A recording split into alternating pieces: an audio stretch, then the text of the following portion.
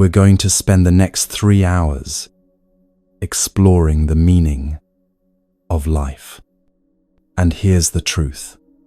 We don't really have the freedom to ignore this question. We can try. Many of us do. But we can only ignore it to our own detriment. Because sooner or later, something in your life will force this question to the surface. The meaning of your life, your project, your plans, your goals, your priorities. Something happens, a loss, a crisis, an achievement that feels strangely hollow, and suddenly you're asking, what's the point of all this?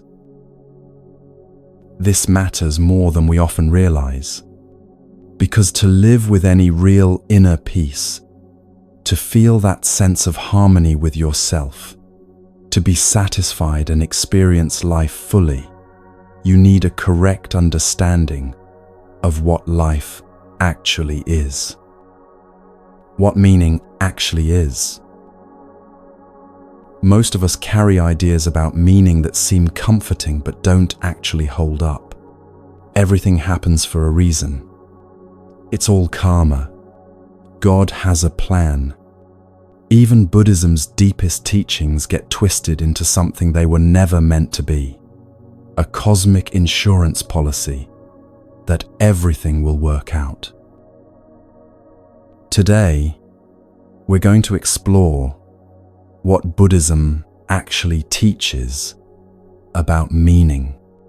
Not the spiritual cliches, but the real teachings. Why they matter, and what becomes possible when we see clearly. This is a journey we're taking together. If it feels right, share where you're listening from below. Get comfortable, take a breath, and let's begin.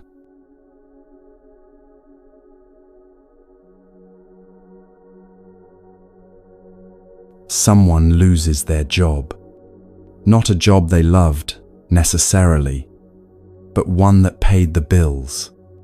One that gave them structure, purpose, a place to be each morning. The termination comes suddenly. Budget cuts, restructuring, whatever language the company uses to make it sound inevitable. Within hours, the messages start arriving. Friends reaching out with comfort, with reassurance. Everything happens for a reason. The universe is making space for something better. When one door closes, another opens. This is actually a blessing in disguise. Or someone's relationship ends after years together. The same phrases appear. It wasn't meant to be. The universe has someone better planned for you. Everything happens for a reason. Or someone receives a difficult diagnosis.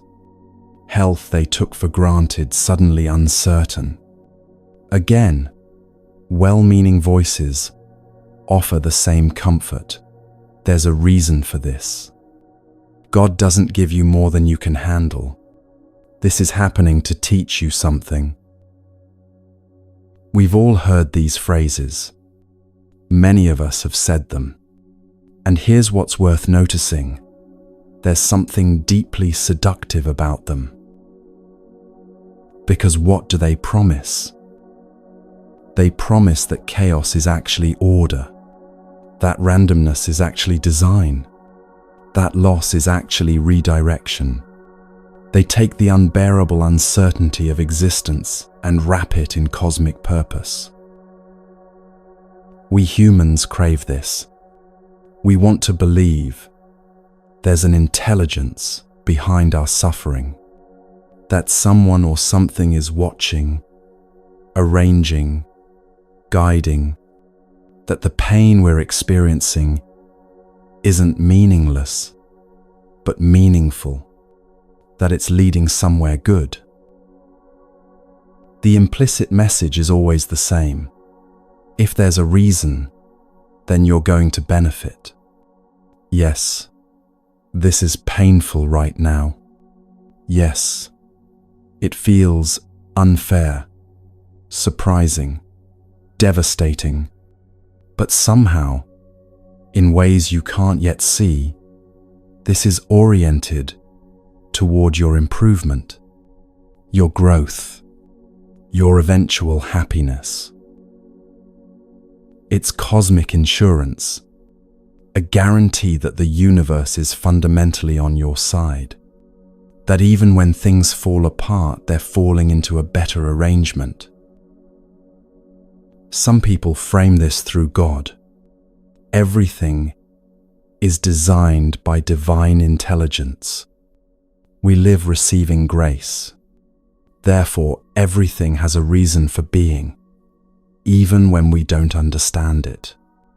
Even when we suffer, it's going to improve us. God has a plan, and that plan is good, even if we can't see the goodness yet. The suffering becomes holy in this view, redemptive, a refining fire that burns away impurities and leaves you stronger, purer, closer to the divine. Others frame it through karma.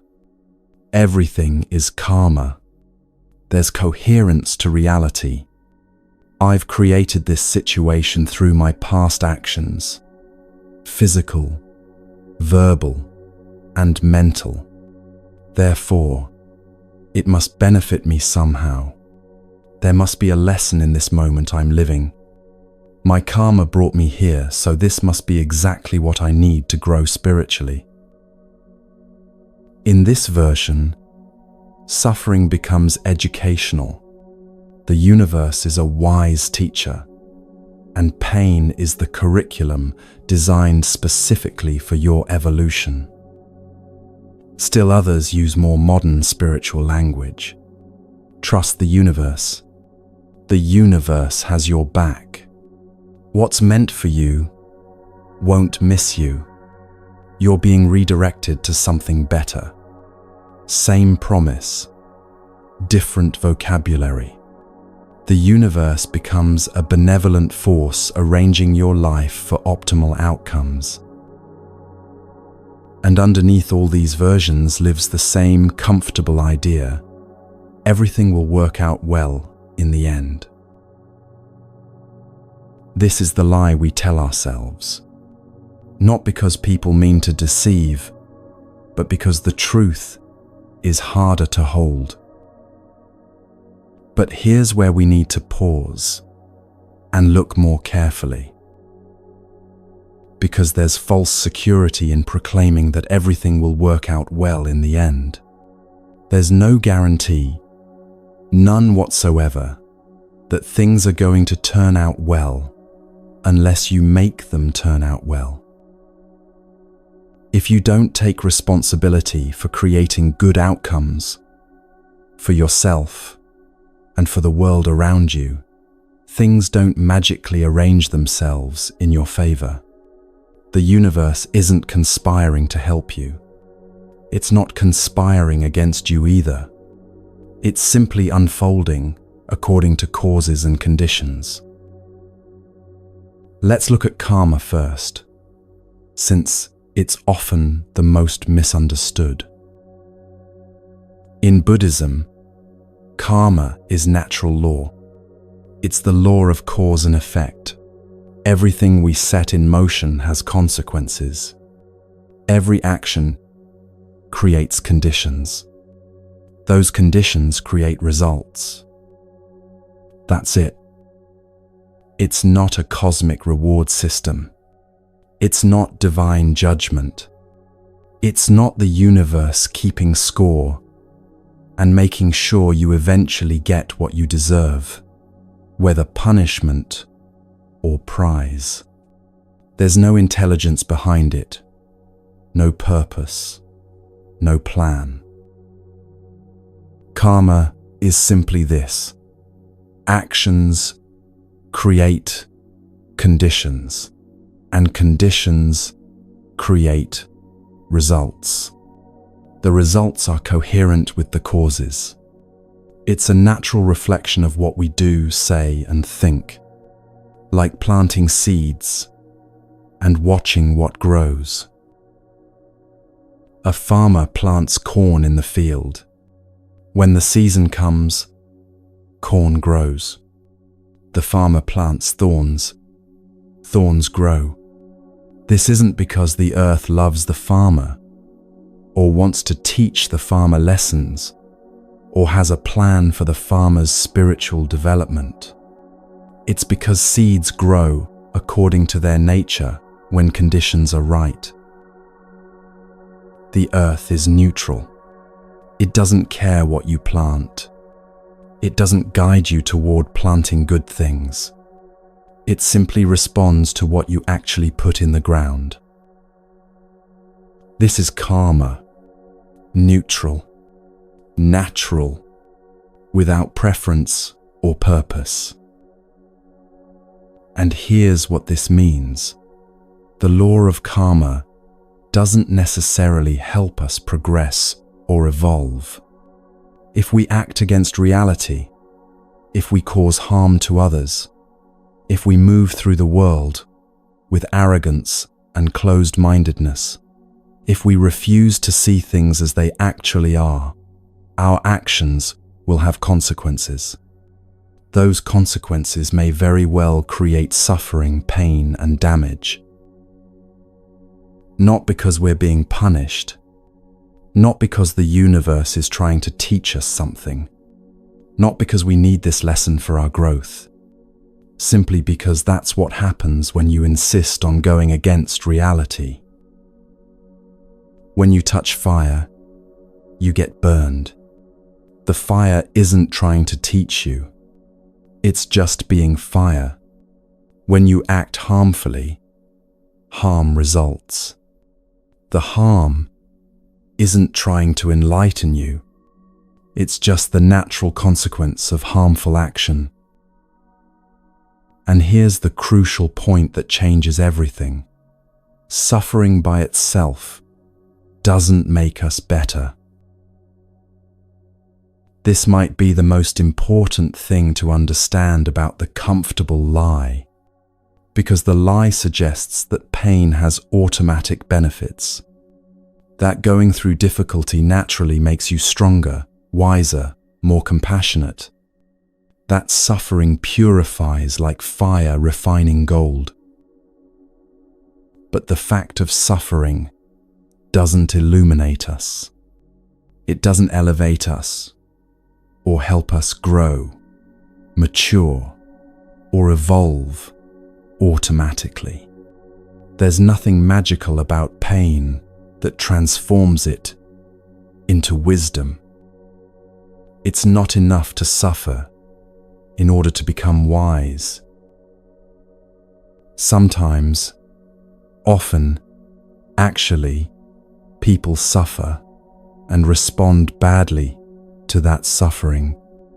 The tragedy or pain creates more anger, more resentment, more bitterness, more fear, more sadness that hardens into depression, more clumsy, unskillful actions that create new cycles of suffering. You've seen this. Someone goes through something terrible and emerges more closed, more defensive, more convinced that people can't be trusted and life is fundamentally unfair. The suffering didn't enlighten them. It diminished them. Think about two people facing similar difficulties. Maybe both lose someone they love deeply. Maybe both face serious illness that changes everything. Maybe both experience profound betrayal or disappointment. One person meets that suffering and somehow, over time, becomes more compassionate, more patient with others' struggles, more aware of how much pain people carry silently, more humble about what they know and don't know, more grateful for whatever remains, more present with what is.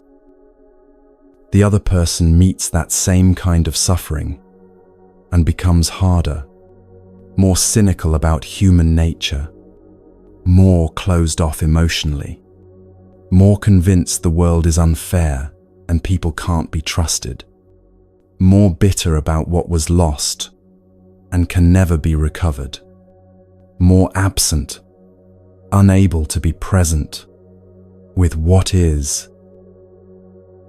Same suffering, completely different outcomes. What made the difference?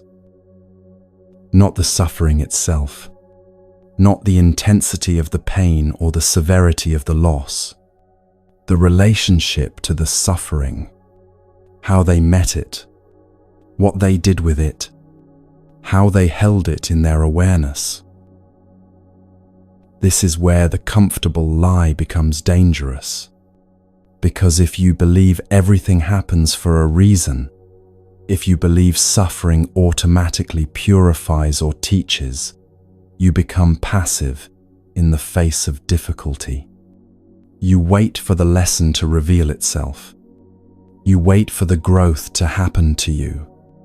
You wait for time to do its healing work. But growth doesn't happen to you. Healing doesn't happen to you. Wisdom doesn't happen to you. You participate in all of these through how you respond to what happens. Consider someone enduring a difficult situation. Maybe it's a toxic work environment that erodes their confidence daily. Maybe it's a relationship that's causing real harm to their sense of self. Maybe it's family dynamics that are crushing their spirit and making them smaller. And someone tells them, "This is your karma. You're here to learn from this. There's a reason you're experiencing this. Don't leave until you've learned the lesson, or you'll just have to repeat it somewhere else." On the surface, this might sound like Buddhist wisdom. It uses Buddhist vocabulary. It sounds deep and spiritual. But it's actually a profound misunderstanding of what Buddhism teaches. Because it suggests three things, none of which are true. First, it suggests there's a cosmic curriculum designed specifically for you. That the universe, or God, or karma, or some intelligent force has placed you in this situation because you need this particular lesson. That your suffering is purposeful, educational, guided by wisdom higher than your own. This turns karma into intelligent design, which it isn't.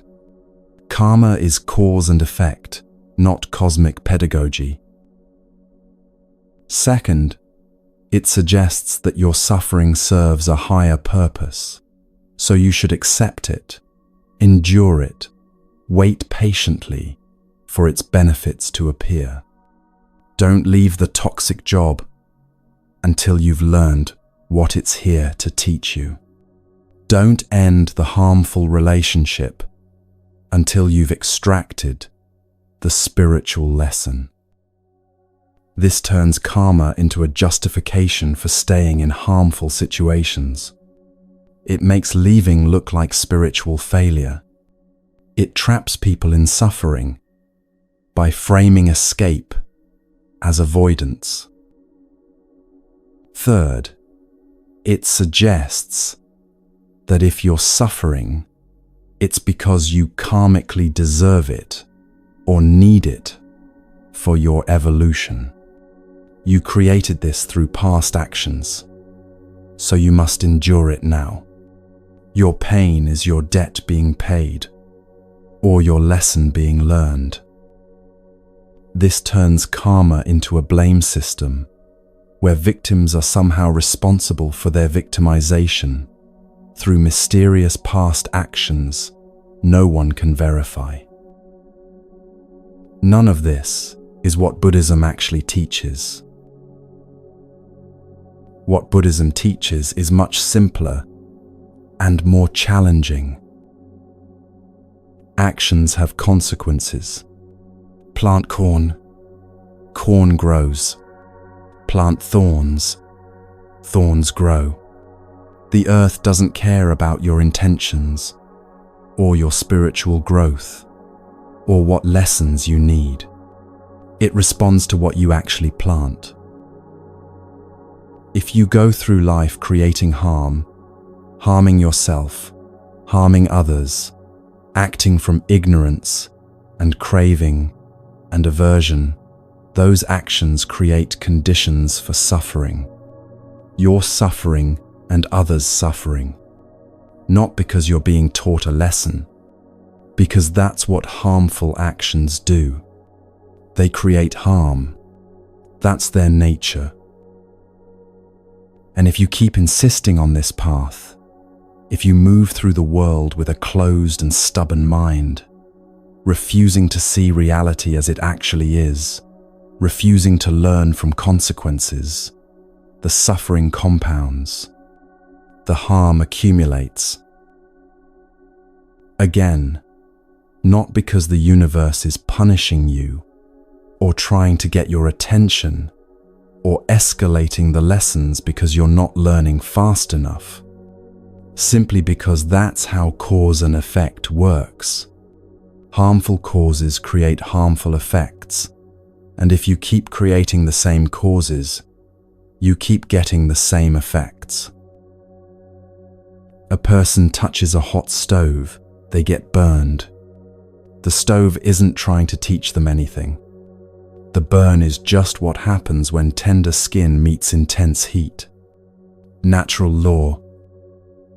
Someone keeps touching the hot stove, insisting it should be different, refusing to accept what a hot stove does, waiting for the stove to change or for the burn to stop hurting, or for the universe to intervene. They keep getting burned. The suffering isn't deepening because they need to learn some profound spiritual lesson about hot stoves. They're suffering because they're repeatedly touching a hot stove. This might sound harsh. It might sound like it removes comfort, removes hope, removes the safety of believing someone or something is looking out for you. But actually, it's tremendously freeing. Because if suffering doesn't happen for a reason, if there's no cosmic plan guaranteeing everything works out, if karma is just natural cause and effect without intelligence or purpose behind it, then you're free. Free from what? Free from waiting for the universe to deliver meaning to you. Free from trying to decode what lesson you're supposed to learn from your pain. Free from the passivity of thinking everything is predetermined and you just need to trust the process. Free from the guilt of thinking your suffering means you did something wrong in this life or a past life. You're free to act, to respond, to take what's happening and work with it skillfully, to leave situations that are harmful, to change what can be changed, to accept what can't be changed and work with it anyway. Think about the person who lost their job. If they believe it happened for a reason, they might wait. Wait for the reason to become clear. Wait for the better opportunity to appear as promised. Wait for the universe to reveal its plan. Wait for the door that's supposed to open when this one closed. But if they understand that losing the job was just cause and effect, economic conditions, company decisions, perhaps some of their own actions or inactions, perhaps just the randomness of being in the wrong position when cuts came.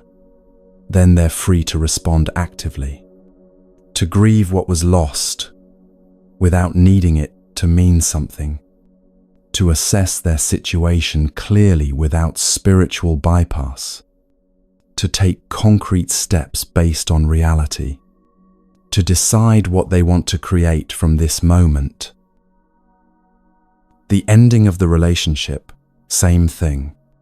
If it happened because it was meant to be, or because the universe is clearing space for someone better, or because of karma from past lives that needed resolving, then the person is stuck in speculation about cosmic purposes, waiting for the universe to arrange the next chapter. But if they understand it as the natural result of two people who couldn't meet each other's needs, or who grew in different directions, or who handled conflict poorly, or any number of concrete, real factors, then they can learn actual things. They can see their patterns clearly. They can grow in specific ways. They can make different choices next time based on what they've learned. The difficult diagnosis, the health crisis, if it's part of some divine plan or karmic necessity or spiritual lesson, then the person's main task is acceptance and trust, waiting for the hidden purpose to reveal itself. But if it's the body responding to conditions, genetics, environment, choices, time, chance, causes too complex to fully understand, then the person can engage actively with treatment, with lifestyle changes, with quality of life decisions, with the real situation in front of them, without needing it to mean something beyond what it is. Do you see the difference? One approach, everything happens for a reason, creates passive waiting. You're waiting for meaning to be delivered, for purposes to be revealed, for cosmic forces to finish arranging things. The other approach, things happen because of causes and conditions, creates active engagement. You're working with reality as it actually is, responding to what's actually here, creating what you can create from the clay you've been given. One removes your agency and places it in invisible hands. The other demands your agency and places it back in your own hands. And this brings us back to the uncomfortable truth we started with. There's no guarantee things will work out well unless you make them work out well. Not through magical thinking, or positive affirmations, or trusting the universe, or believing everything happens for a reason. Through clear seeing, skillful action, and taking responsibility for creating good, good for yourself, and good for the world you're part of.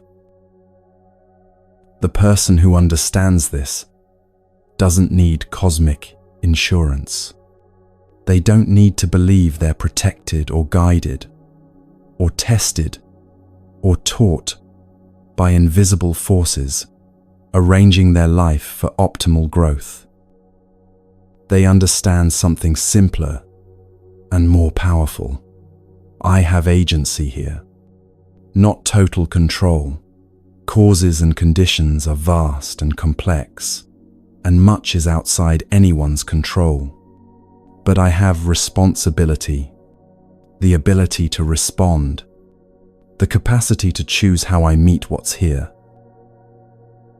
Whatever is happening, I can meet it skillfully or unskillfully. I can act from wisdom or from ignorance.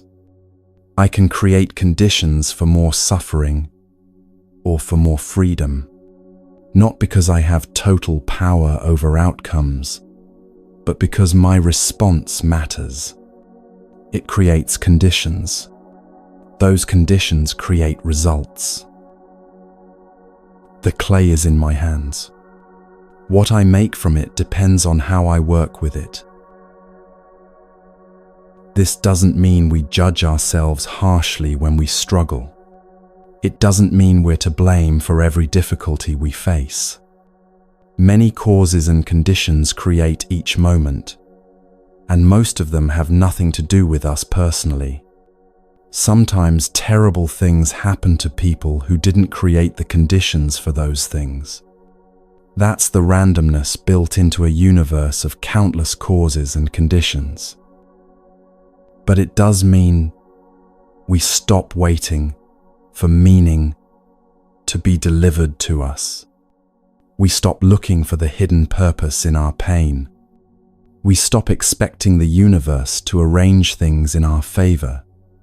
If we just trust enough, or have the right attitude, or learn the right lessons, we see clearly, this is what's happening.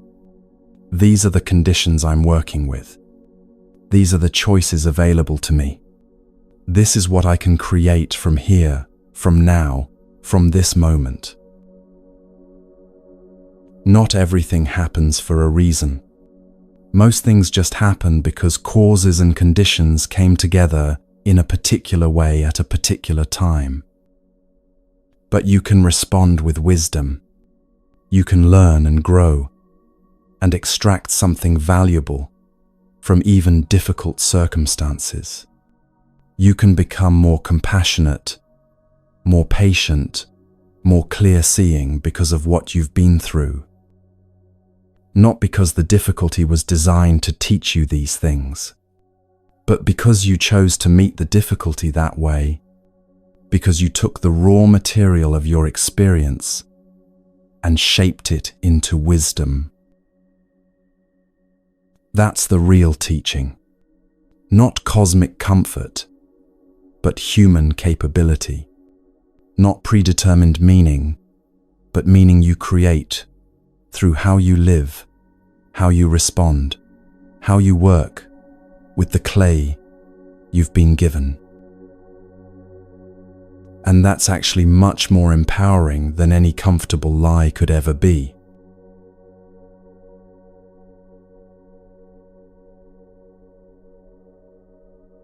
So, if everything doesn't happen for a reason, if there's no cosmic plan guiding us toward growth, what does Buddhism actually teach about how life works?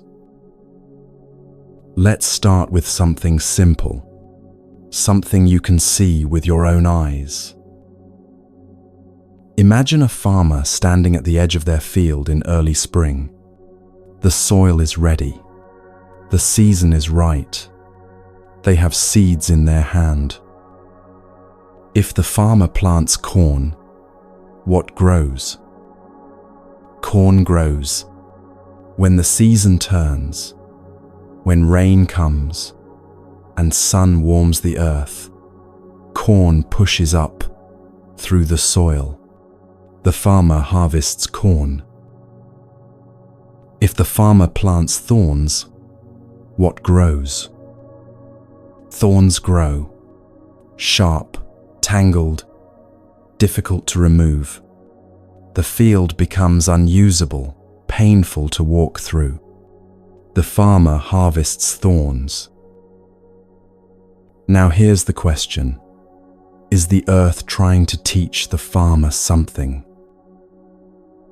Is the soil judging which seeds deserve to grow?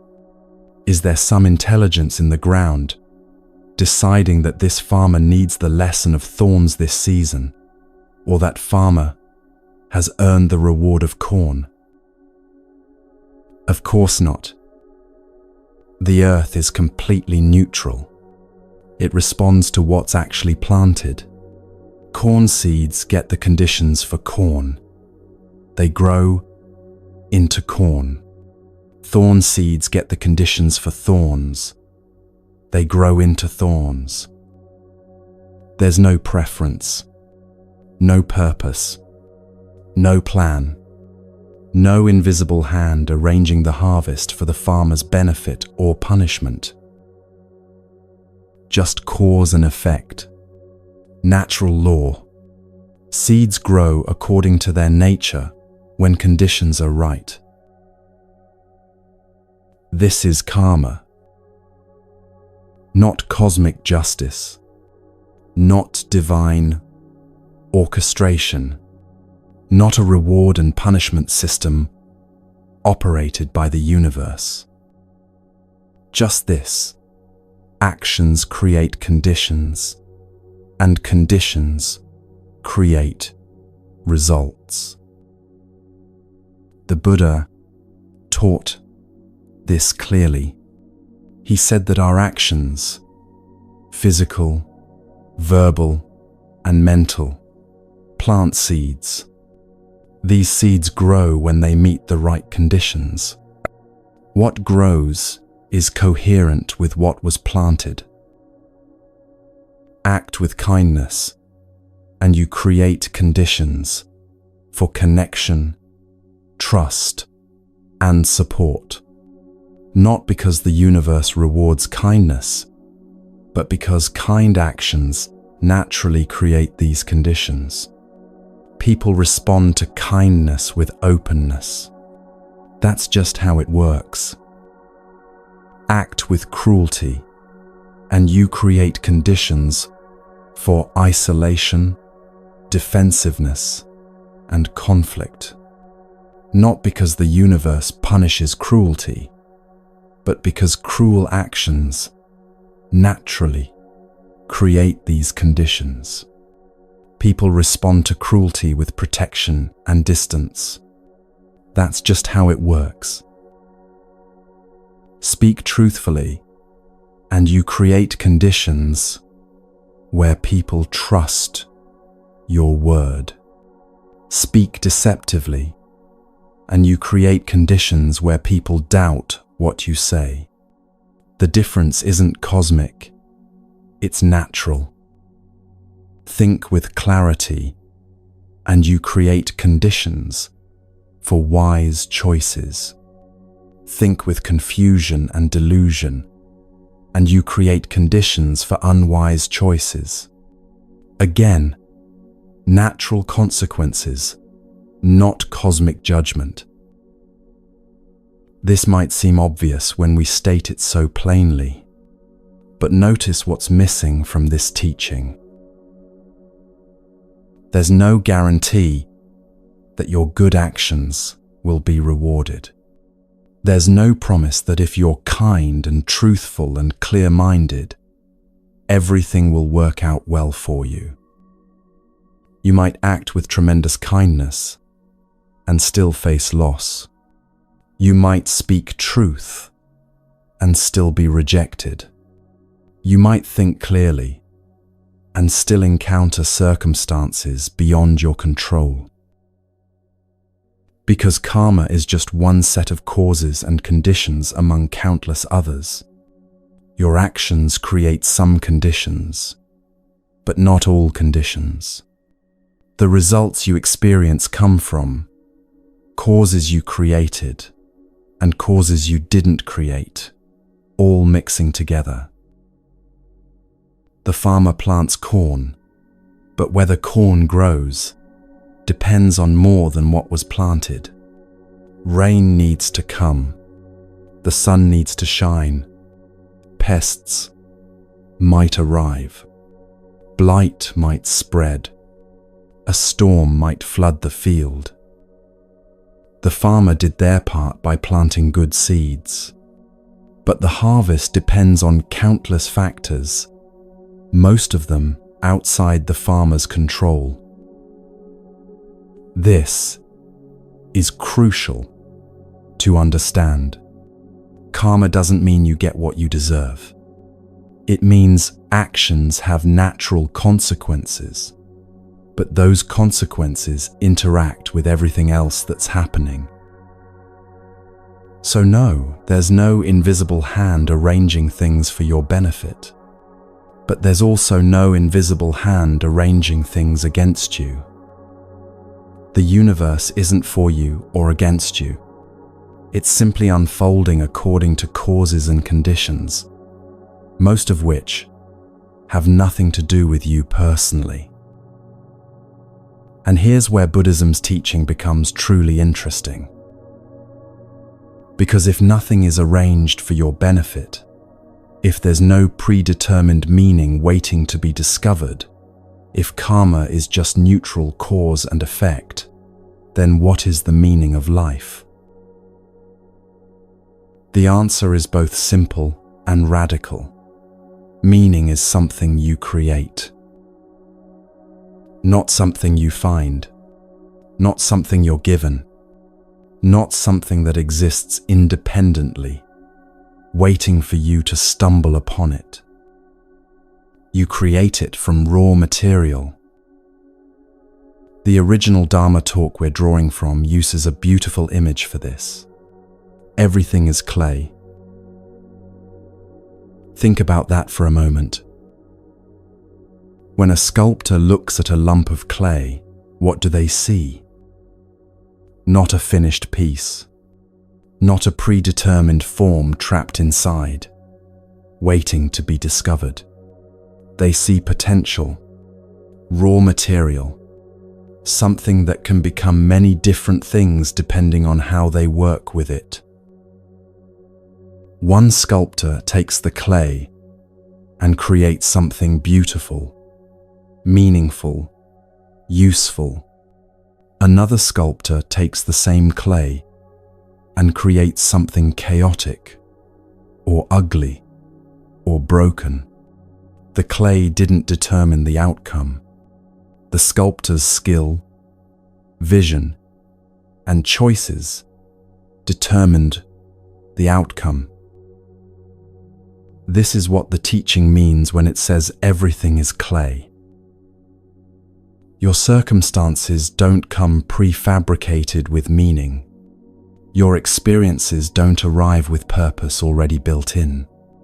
Your life isn't a puzzle where you're trying to find the right pieces to reveal a picture someone else designed. Everything that happens to you is raw material, clay in your hands. You decide what to make from it. This is the paradigm shift Buddhism offers. Most of us spend our lives trying to discover our purpose, as if purpose is something external to us, something we need to find, or earn, or deserve. We ask, what am I meant to do? What's my calling? What path was I put here to follow? These questions assume meaning exists somewhere out there, and we just need to locate it. But Buddhism teaches something different. Meaning doesn't exist out there waiting for you. You create meaning through how you engage with what's actually here. You're not discovering your purpose. You're sculpting it from the clay of your actual life, your actual circumstances, your actual capacities, your actual opportunities and limitations. Let's make this concrete. Two people face the same crisis. Let's say both lose their health suddenly. The same illness, the same diagnosis, the same treatment options, the same prognosis, same clay.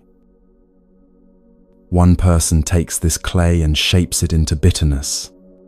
They focus on what's been stolen from them. They compare their life now to their life before and feel only loss. They withdraw from people who still have their health because it's too painful to witness. They become angry at their body for betraying them, at doctors for not fixing them, at the universe for allowing this. Over time, this person becomes smaller, more isolated, more rigid in their suffering. The illness is terrible, yes, but their relationship to the illness creates additional suffering on top of the physical suffering. The other person receives the same clay, the same diagnosis, the same limitations, the same losses, but they shape it differently.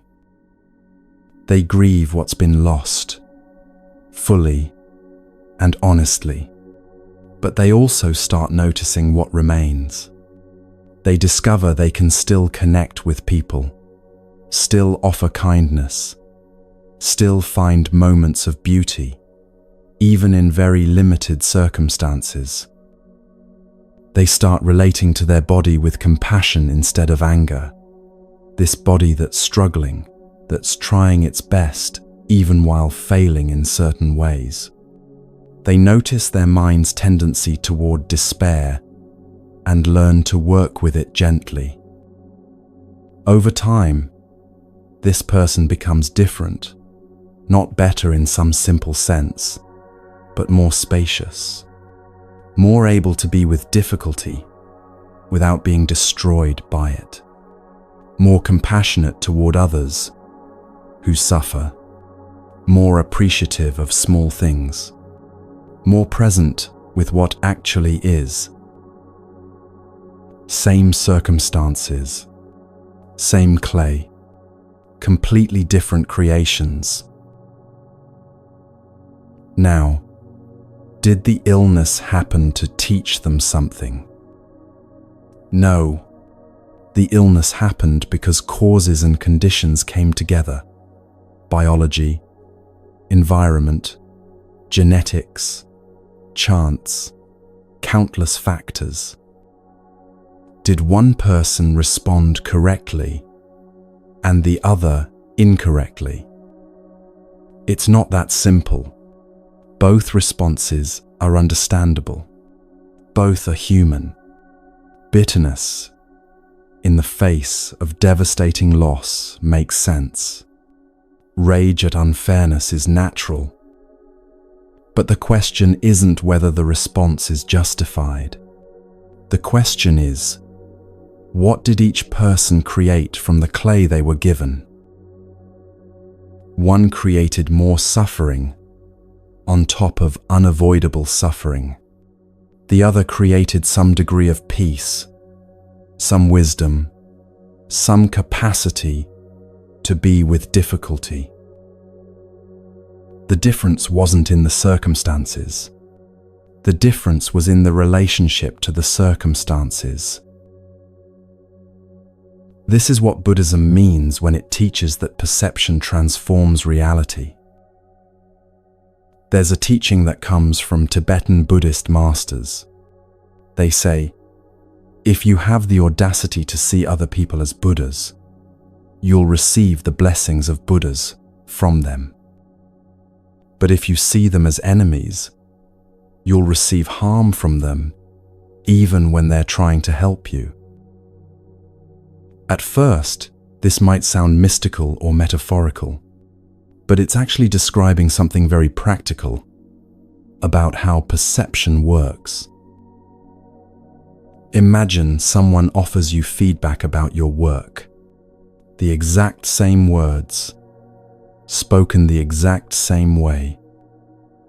If you perceive this person as someone who wants you to succeed, who cares about your growth, who sees potential in you, you receive their feedback as valuable information. You consider what they're saying. You thank them. You use it to improve. If you perceive this person as someone who wants to criticize you, who's looking for your flaws, who's threatened by your success, you receive their feedback as an attack. You become defensive. You dismiss what they're saying. You create distance. Same words, same situation. Your perception determined what you actually received from the interaction. The Tibetan teachers are saying something even more radical than this. They're saying that if you relate to people as if they have Buddha nature, as if they're fundamentally good, fundamentally capable of wisdom and compassion, even when they're currently confused or unskillful, something shifts. You create conditions for them to show you their Buddha nature, not because you're magically transforming them, but because you're relating to them in a way that invites their best qualities forward. But if you relate to people as enemies, as threats, as fundamentally untrustworthy, you create conditions for them to show you exactly that. They become defensive around your defensiveness. They become closed around your closure. They withhold around your withholding. And here's the really interesting part. Even when they're genuinely trying to help you, you can't receive it. Your perception filters it out or reinterprets it as something harmful. So you end up suffering even when help is being offered, because your perception of the situation determines what you're actually able to receive. This isn't just about other people. It's about everything. How you perceive your circumstances determines what you can extract from them. Someone loses their job and perceives it as catastrophe, as proof that they're not good enough, as the beginning of a downward spiral. They create those conditions through their perception. They become paralyzed by fear. They approach new opportunities with desperation. They confirm their belief that they're not good enough. Someone loses their job and perceives it as difficult but workable, as an ending that makes space for something else, as uncomfortable but not catastrophic. They create different conditions. They grieve the loss, but also start taking practical steps. They approach new opportunities with realistic assessment rather than desperation. They stay open to learning what this transition might teach them. Same event, different perceptions, different experiences of reality. Now, Buddhism isn't teaching that you can simply think positive thoughts and make everything perfect. That's not what this means. Losing your job is difficult, regardless of how you perceive it. Illness is painful regardless of your attitude. Loss hurts, regardless of your philosophy.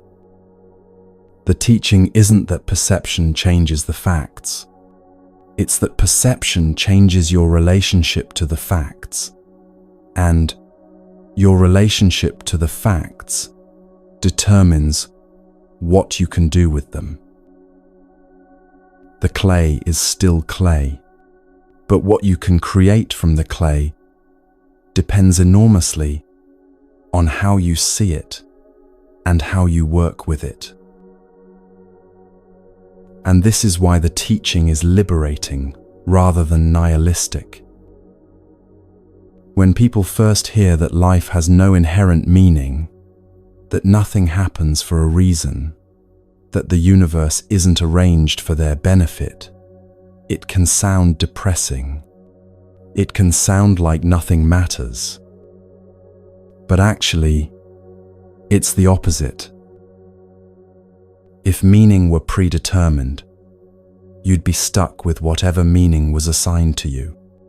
If your purpose were fixed, you'd just be following a script someone else wrote. If everything happened for a reason, you'd be passive in your own life, waiting to understand the reasons.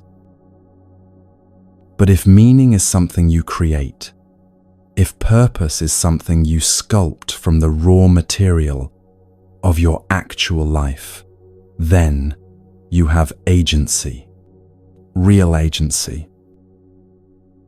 You're not waiting for meaning to arrive. You're not hoping to discover your purpose. You're not trying to figure out what you're meant to do. You're actively creating meaning through how you meet each moment, through what you choose to value, through what you choose to cultivate, through what you make from the clay you've been given. This is the paradigm shift. From "What is life asking of me?" to "What will I create from this life?" From "What does this suffering mean?" to "What will I make from this suffering?" From "Why is this happening to me?" to "How will I work with what's happening?" The original teaching puts it beautifully. Everything is an invitation for you to use it in the best way possible, to take advantage of it in the best way possible. Not because it was designed as an invitation, not because someone planned it as an opportunity for you, but because you have the capacity to treat it that way. You can take any situation and ask, "What can I extract from this?" Not what lesson is it supposed to teach me, but what can I actually learn here if I pay attention? What strength can I develop? What wisdom can I discover? What virtue can I practice? The person who has this audacity progresses. The person who can look at any situation, even terrible situations, even unfair situations, even situations they didn't choose and don't want, and say, "I will relate to this as if it were valuable clay," that person creates value from it. Not because the situation was inherently valuable, but because they treated it as valuable raw material and worked with it skillfully. Think about someone facing a difficult relationship. Maybe it's a family member who's critical and demanding. Maybe it's a colleague who's competitive and undermining. Maybe it's a friend who's going through something difficult and becoming draining to be around. One response: this person is toxic. They're damaging me. I need to protect myself by cutting them off or minimizing contact. Sometimes that's exactly right. Sometimes people are causing real harm, and the wise thing is to create distance. But sometimes there's another possibility, not instead of boundaries, but alongside appropriate boundaries. What if you perceived this difficult person as an opportunity to practice patience? Not because they're supposed to teach you patience, but because that's what you choose to practice here. What if you perceived their criticism as information about their own pain rather than truth about your inadequacy? Not because you're making excuses for them, but because that's a more accurate perception. What if you perceived their difficult behavior as clay, raw material you can work with to develop compassion or clarity or the ability to stay centered when things are uncomfortable? Your perception changes what you extract from the situation. The situation itself might not change at all. The person might still be difficult, but your experience of the situation changes completely based on how you're working with it. The Tibetan teaching says, see them as Buddhas, receive Buddha's blessings. See them as enemies, receive harm even from their help. What this means practically, your perception determines what you're able to receive and what you're able to create from any situation. And this brings us to the heart of what Buddhism actually teaches about the meaning of life. Life doesn't have meaning that you discover. Life has meaning that you create through how you engage with what's actually here. You're not finding your purpose. You're sculpting your purpose from the clay of your actual circumstances, your actual capacities, your actual moment-to-moment choices. This is both more demanding and more empowering than believing in predetermined meaning. More demanding because you can't wait for someone else, God, the universe, karma, fate, to hand you meaning. You have to create it through your engagement with reality. More empowering because you're not stuck with whatever meaning might have been assigned to you. You're the artist. You have clay. What you make is up to you. Not completely up to you, because you don't control all the conditions. You can't choose what clay you're given. You can't control how much clay you get, or when you get it, or what other forces are shaping it besides you. But within all those constraints, you have genuine freedom. The freedom to choose your relationship to what's here. The freedom to work with reality skillfully or unskillfully. The freedom to create meaning from raw material. The farmer plants seeds. The farmer can't control the weather, or the pests, or the market price at harvest. But the farmer can choose what seeds to plant. The farmer can prepare the soil. The farmer can tend the crops as they grow. The farmer can work skillfully with whatever conditions actually appear. That's your freedom. That's your agency. Not control over outcomes, but genuine choice about how you engage with what's actually here. So when Buddhism teaches that everything is clay, it's teaching something profound about human freedom. You're not trapped in a predetermined story. You're not following a script written by cosmic forces. You're not waiting to discover the one true meaning of your life that exists somewhere out there. You're working with reality as it actually presents itself, messy, unpredictable, often difficult, sometimes beautiful, always changing. And from this raw material, from this clay, you're creating a life. Not the life you might have preferred to live. Not the life you thought you were supposed to live. The life you're actually living, shaped by your choices, your perceptions, your responses to what appears. This is what it means when the teaching says, you're not stuck waiting for meaning to arrive. You're the artist. You have clay. You have hands. You have this moment.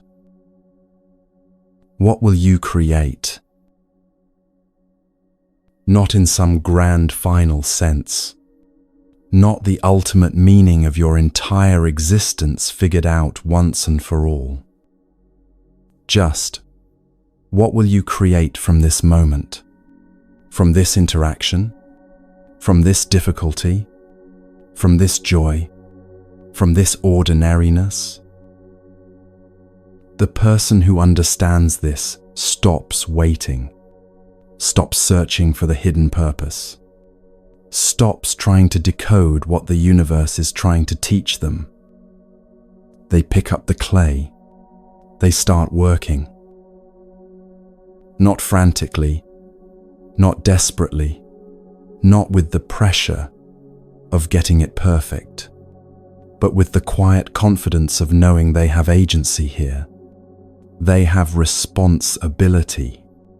They have the capacity to create something meaningful from whatever raw material they've been given. And that changes everything. Because when you're not waiting for meaning to be delivered, you're free to create it right now. In this conversation, in this choice, in how you meet this moment. The clay is in your hands. It always has been. Buddhism is simply pointing this out, helping you see what was always true, but easy to miss when you're busy looking for predetermined purposes and cosmic plans. You're the sculptor. Reality is the clay, and every moment is an opportunity to work with it skillfully, to create something valuable, to shape meaning from raw material. Not because that's what you're supposed to do, not because that's your destiny or your calling or your predetermined purpose, but because you can, because you have hands and clay, and this moment, because that's what it means to be human, to have the capacity to create meaning from experience, to shape reality through how we engage with it, to be artists of our own lives, even within all the constraints we didn't choose. This is the teaching, simple and radical. Everything is clay. What you make from it is up to you.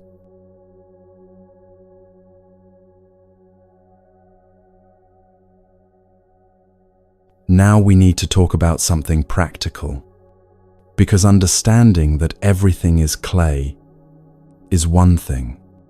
Actually working with the clay is another.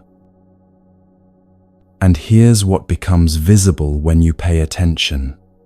Some people progress steadily through life, while others stay stuck, waiting for the right conditions.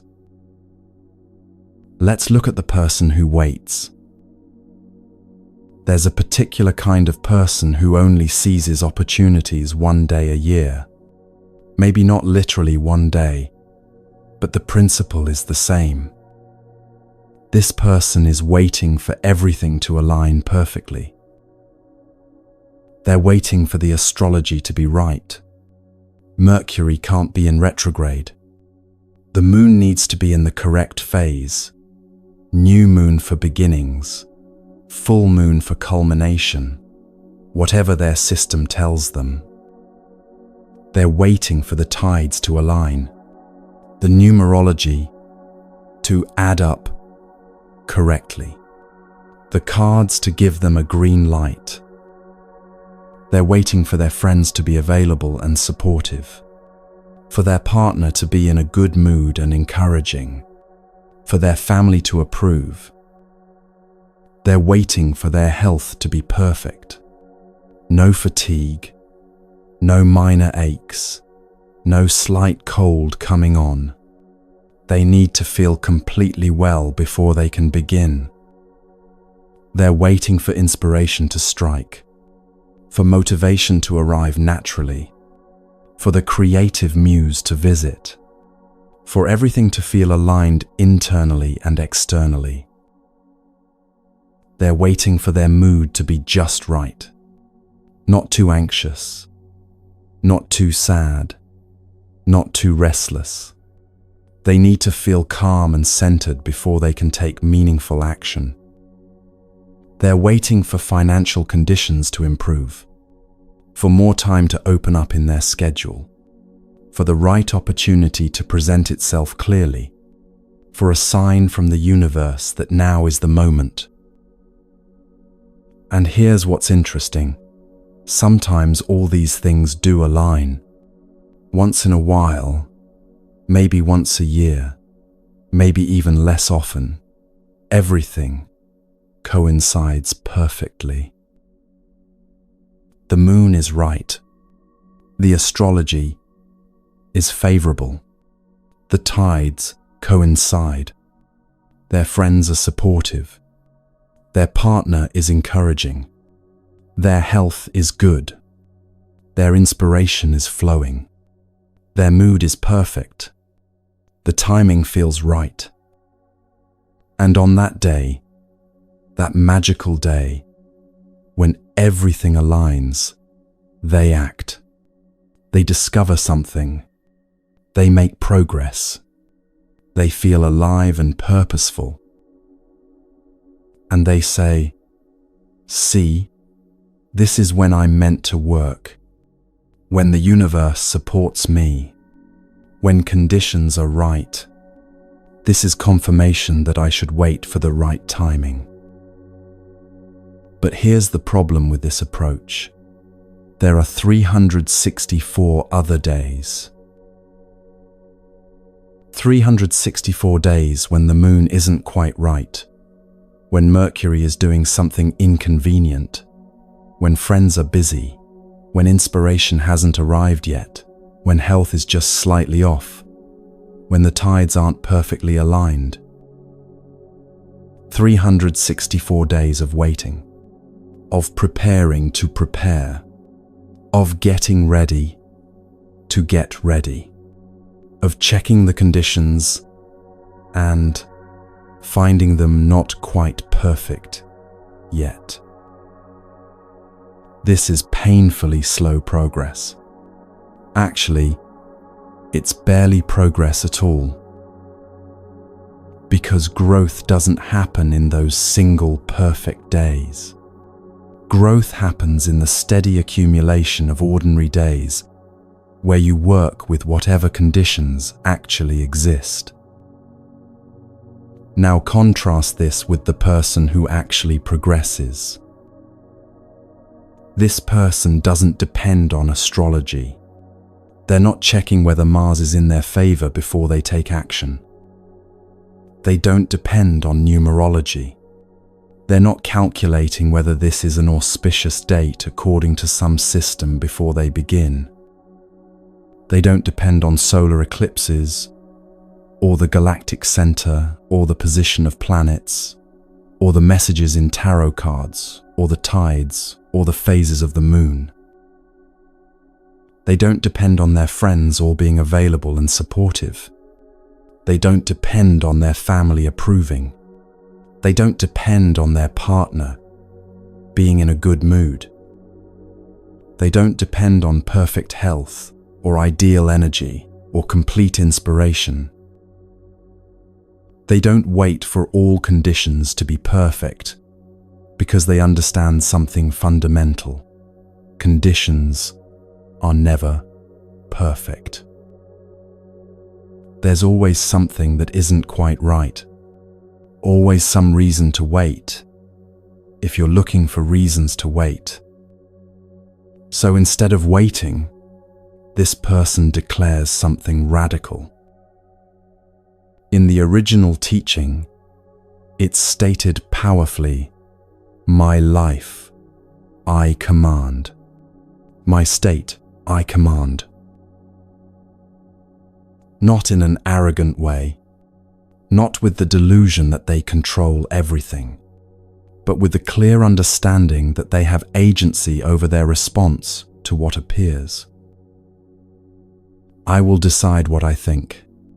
I will decide what I feel. I will decide what I attend to. This is the declaration of someone who understands where their actual power lies. Not in controlling the moon or the astrology or other people or external circumstances, but in choosing their relationship to whatever circumstances actually exist.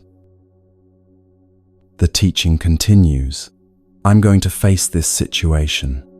I'm going to relate to this situation as if it were the best opportunity that could exist in the universe, in all lifetimes. Now, this might sound absurd at first. You lose your job, and you're supposed to relate to it as if it's the best opportunity in the universe. Your relationship ends painfully, and you're supposed to see it as the ultimate gift. You face illness or loss or disappointment, and you're supposed to pretend it's actually wonderful. That would be delusion. That would be toxic positivity. That would be denial of reality. But that's not what the teaching means. The teaching isn't about pretending something painful isn't painful. It's not about denying difficulty or forcing yourself to feel grateful for things that hurt. It's about something more subtle and more powerful. It's about choosing to extract maximum benefit from whatever actually appears. Here's the key insight. Whether a situation benefits you or harms you depends largely on how you meet it. The clay is neutral. What you create from it depends on your skill, your attention, your willingness to work with what's actually here, rather than what you wish were here. So when someone faces a difficult situation and decides to relate to it as if it were the best opportunity in the universe, they're not lying to themselves about the difficulty. They're choosing to engage with it in the most skillful way possible. They're asking, what can I extract from this? What can I learn here? What strength can I develop? What wisdom can I discover? How can I use this clay to create something valuable? Not because the situation was designed to teach them these things, but because they're choosing to work with it that way. And here's what the original teaching emphasizes. The person who has this audacity progresses. The person who can look at any situation, favorable or unfavorable, easy or difficult, chosen or unchosen, and say, I will work with this as skillfully as I can. I will extract what value exists here. That person keeps growing. They don't progress because they're lucky or blessed or cosmically favored. They progress because they're not waiting for perfect conditions before they engage with reality. Meanwhile, the person without this stability, without this internal resourcefulness, only progresses on that one perfect day per year, when everything aligns just right, when the stars and the mood and the circumstances all coincide perfectly. And even then, their progress is tentative, because they're so dependent on external conditions remaining perfect that any small disruption can derail them completely. The friend becomes unavailable. Progress stops. The astrology shifts. Progress stops. The inspiration fades. Progress stops. A minor health issue appears. Progress stops. This is the difference between external dependence and internal resourcefulness. External dependence means I can only move forward when conditions outside me are arranged in a particular way.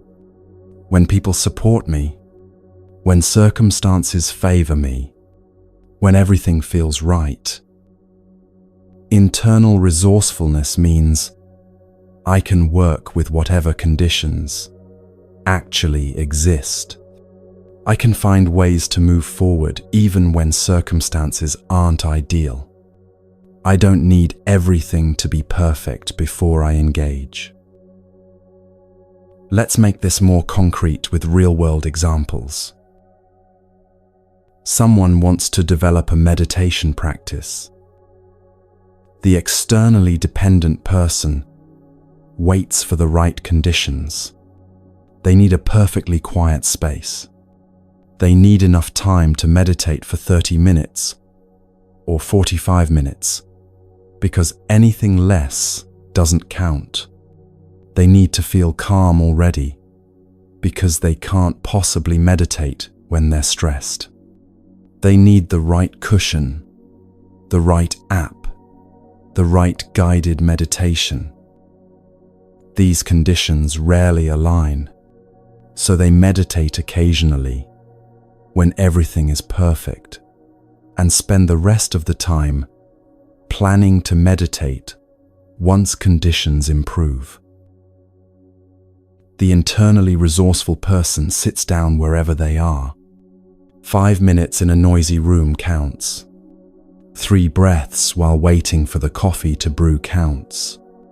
Meditating precisely when they're stressed is when it matters most.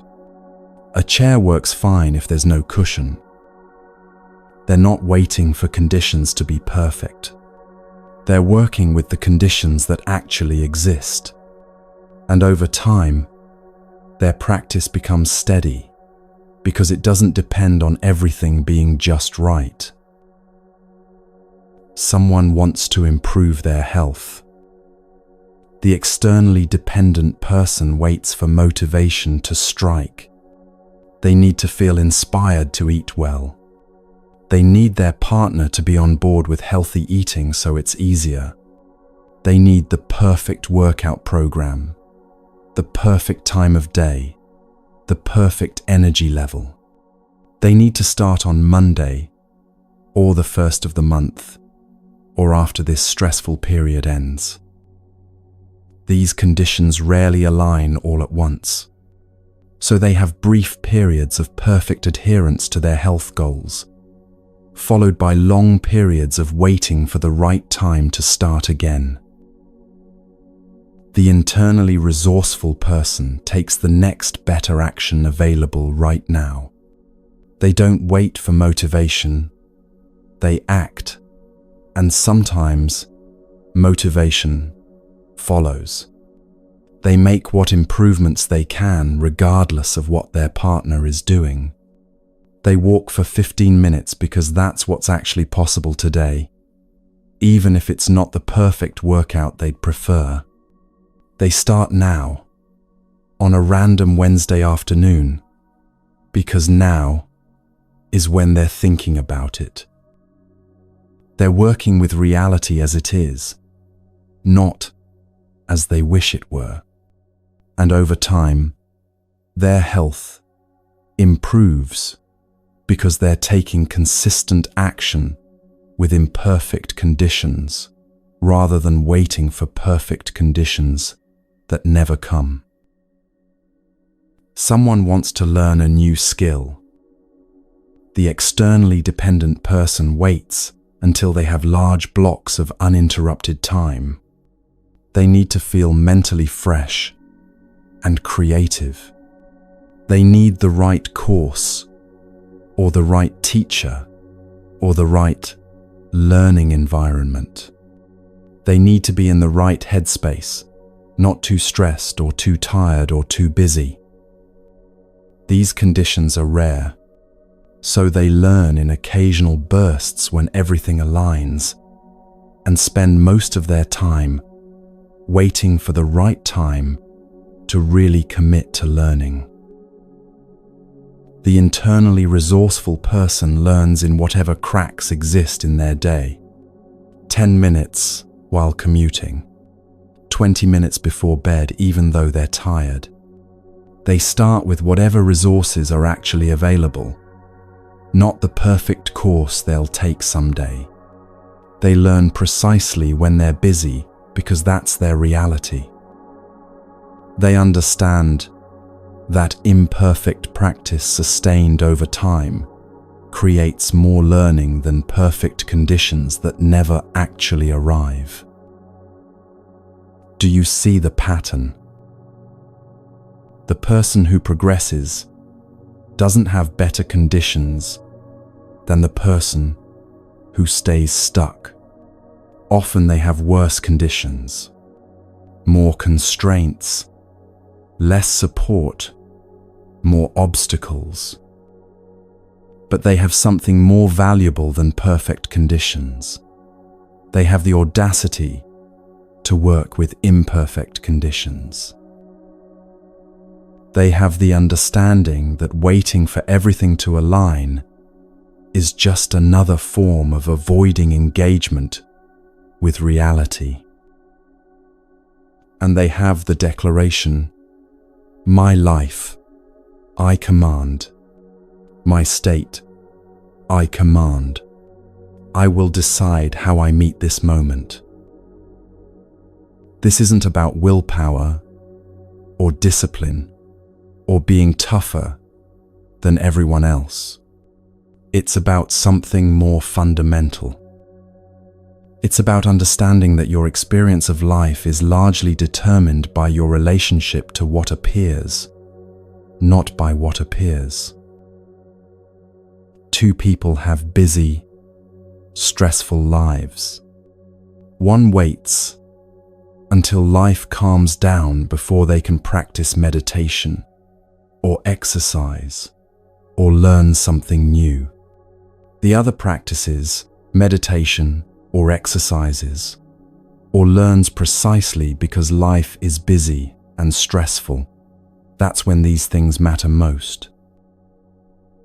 Two people face financial constraints. One waits until they have more money before they can pursue their interests. The other pursues their interests within the constraints that actually exist, finding free resources, borrowing equipment, creating with what's available. Two people lack perfect support from family or friends. One waits until everyone is on board and encouraging before they make changes. The other makes changes anyway, understanding that they can't outsource responsibility for their life to other people's approval. The difference isn't in their circumstances. The difference is in their relationship to their circumstances. The person who thrives has learned not to wait. They've learned that inspiration doesn't precede action. It usually follows it. You don't wait to feel like meditating before you meditate. You meditate, and sometimes the feeling of wanting to meditate appears afterward. They've learned that perfect timing doesn't exist. There will always be reasons why now isn't ideal. The person who waits for ideal timing waits forever.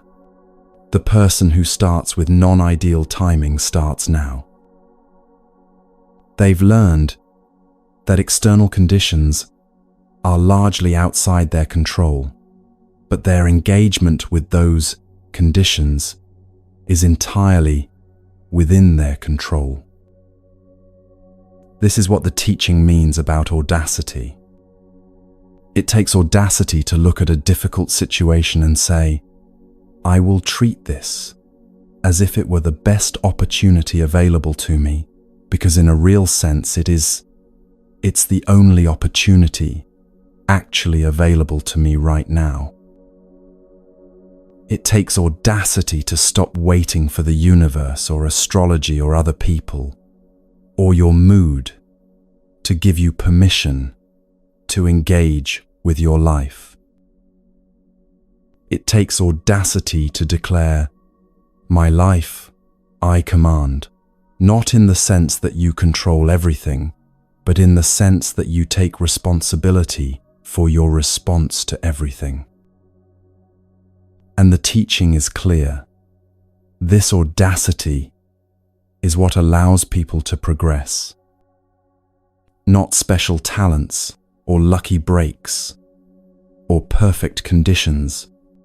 Audacity. The courage to work with what's actually here, rather than waiting for what might appear later. Now, how does this work in daily life? Because it's one thing to understand the principle, and another thing to actually live it. Here's what it looks like practically. You wake up feeling tired and unmotivated. The old pattern would be to wait until you feel more energized before you do anything meaningful. The new pattern is asking, what's the smallest version of progress I can make right now with this actual energy level? Maybe that's 3 minutes of stretching instead of a full workout. Maybe that's washing one dish instead of cleaning the whole kitchen. Maybe that's writing one sentence instead of a full page. You're not waiting for ideal energy. You're working with actual energy. Someone criticizes you or treats you unfairly. The old pattern would be to wait until you feel less upset, less reactive, before you decide how to respond. The new pattern is noticing this feeling of upset is part of the clay right now. How do I work with it skillfully? Maybe that means taking 3 breaths before responding. Maybe that means noticing your defensiveness without acting from it. Maybe that means choosing to learn something about your own reactivity, even while being treated unfairly. You're not waiting for perfect equanimity before you engage. You're engaging with the reality of your actual state and working skillfully within it.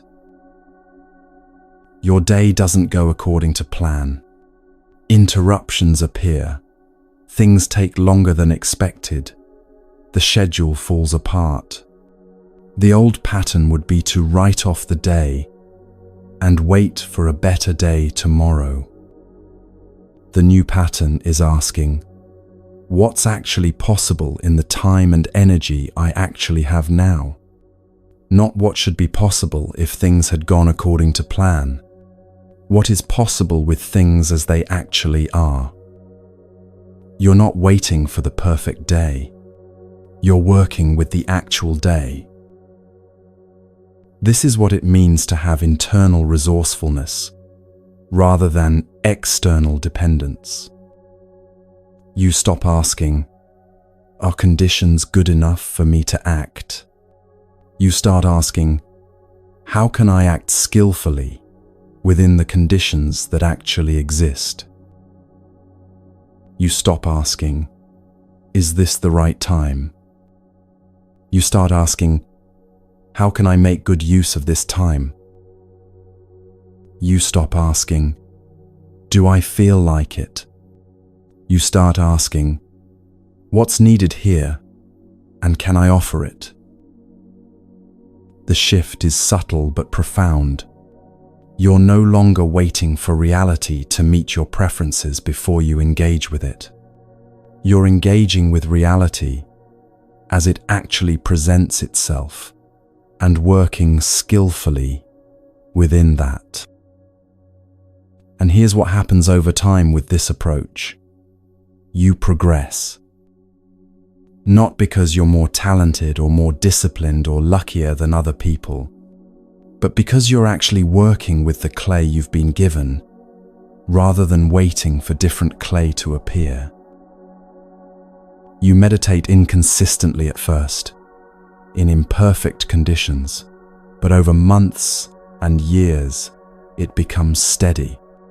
You learn slowly, in small increments with interruptions and setbacks. But over time, you actually gain new skills. You make small choices toward health day after day without perfect conditions. And over time, your health improves.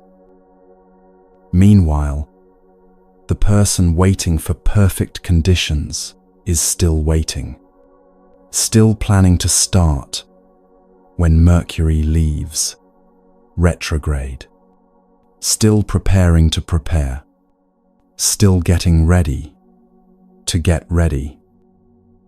364 days of waiting for that one perfect day that might never come. The teaching is compassionate but clear. This doesn't work. This is not how progress happens. This is not how people thrive. People thrive by working with reality as it actually is, not as they wish it were. They thrive by taking the clay in their hands, whatever clay they've been given, in whatever condition it arrives, and working with it.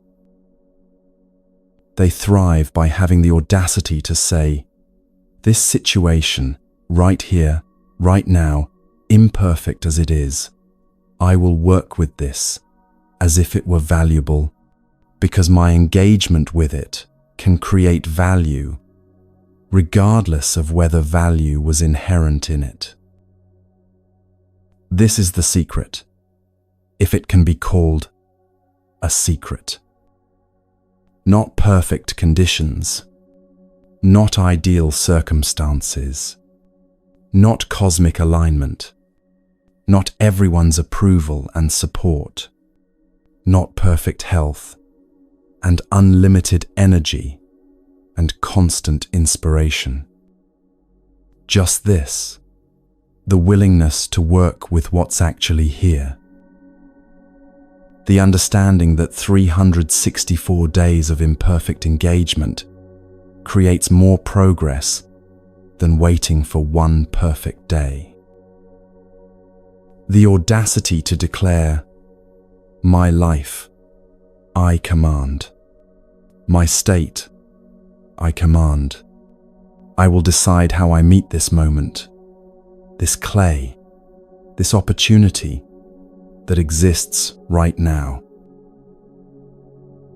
And when you see people who are actually thriving, actually growing, actually creating meaningful lives despite difficulties and constraints and imperfect conditions, this is usually what you find. Not that they have it easier, not that conditions favor them, not that the universe is arranging things for their benefit, but that they've stopped waiting for ideal conditions and started working with actual conditions. They've stopped depending on external alignment and started developing internal resourcefulness. They've stopped treating life as something that happens to them when circumstances are right and started treating life as something they create through their engagement with whatever circumstances actually exist. That's the difference. That's what separates the person who progresses from the person who waits. And the beautiful thing is, this capacity is available to anyone. It's not a special talent you're born with or without. It's a choice you can make right now with whatever is actually in front of you. The clay is in your hands. Not perfect clay, not ideal clay, not the clay you would have chosen if you were designing your life from scratch. Just this clay, right here, right now. Will you wait for different clay, or will you work with what's actually here? The person who thrives has answered that question. They've picked up the clay. They've started working. Not someday, when conditions are better. Now, with conditions as they are. And that makes all the difference. Because at the end of your life, what matters won't be that one perfect day when everything aligned. What matters will be what you created from all the imperfect days, from all the ordinary moments when conditions weren't ideal, but you engaged anyway. That's where the real life was lived. That's where the real meaning was created, in the 364 other days. So the question isn't whether today is perfect. The question is, will you work with today as it actually is? The clay is waiting.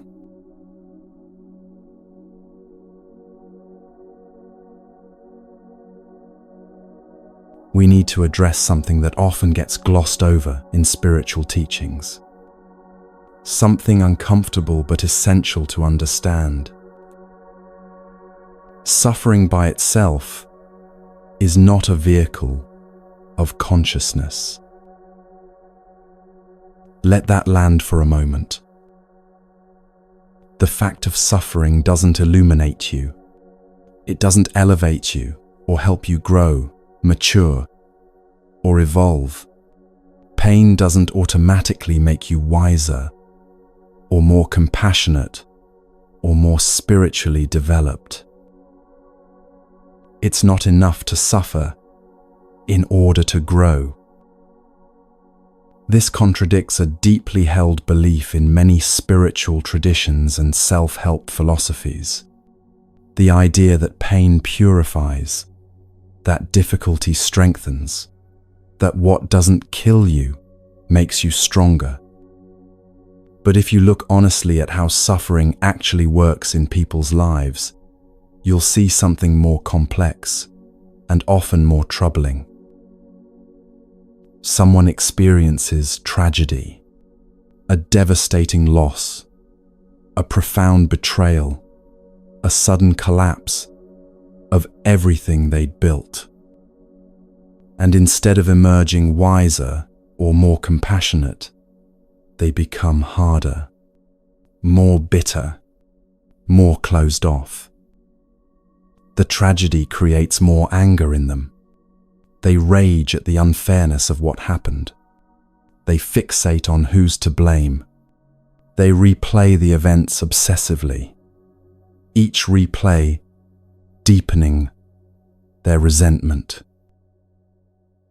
The tragedy creates more sadness, not the clean grief that moves through you and eventually releases, but a heavy, stuck sadness that settles into their bones. A grey filter over everything, a conviction that nothing good can happen now. And from this place of anger and resentment and stuck sadness, they act. But their actions are clumsier now, more reactive, more likely to create new problems. They push people away in their bitterness. They make decisions from fear rather than clarity. They close themselves off from opportunities because they can't imagine anything working out well. And these actions create more suffering, more isolation, more missed opportunities, more confirmation that life is unfair and people can't be trusted. This is the cycle. Bad response to pain creates conditions for more pain. The original suffering, the tragedy that happened, wasn't good for them, and their response to it made things worse, not better.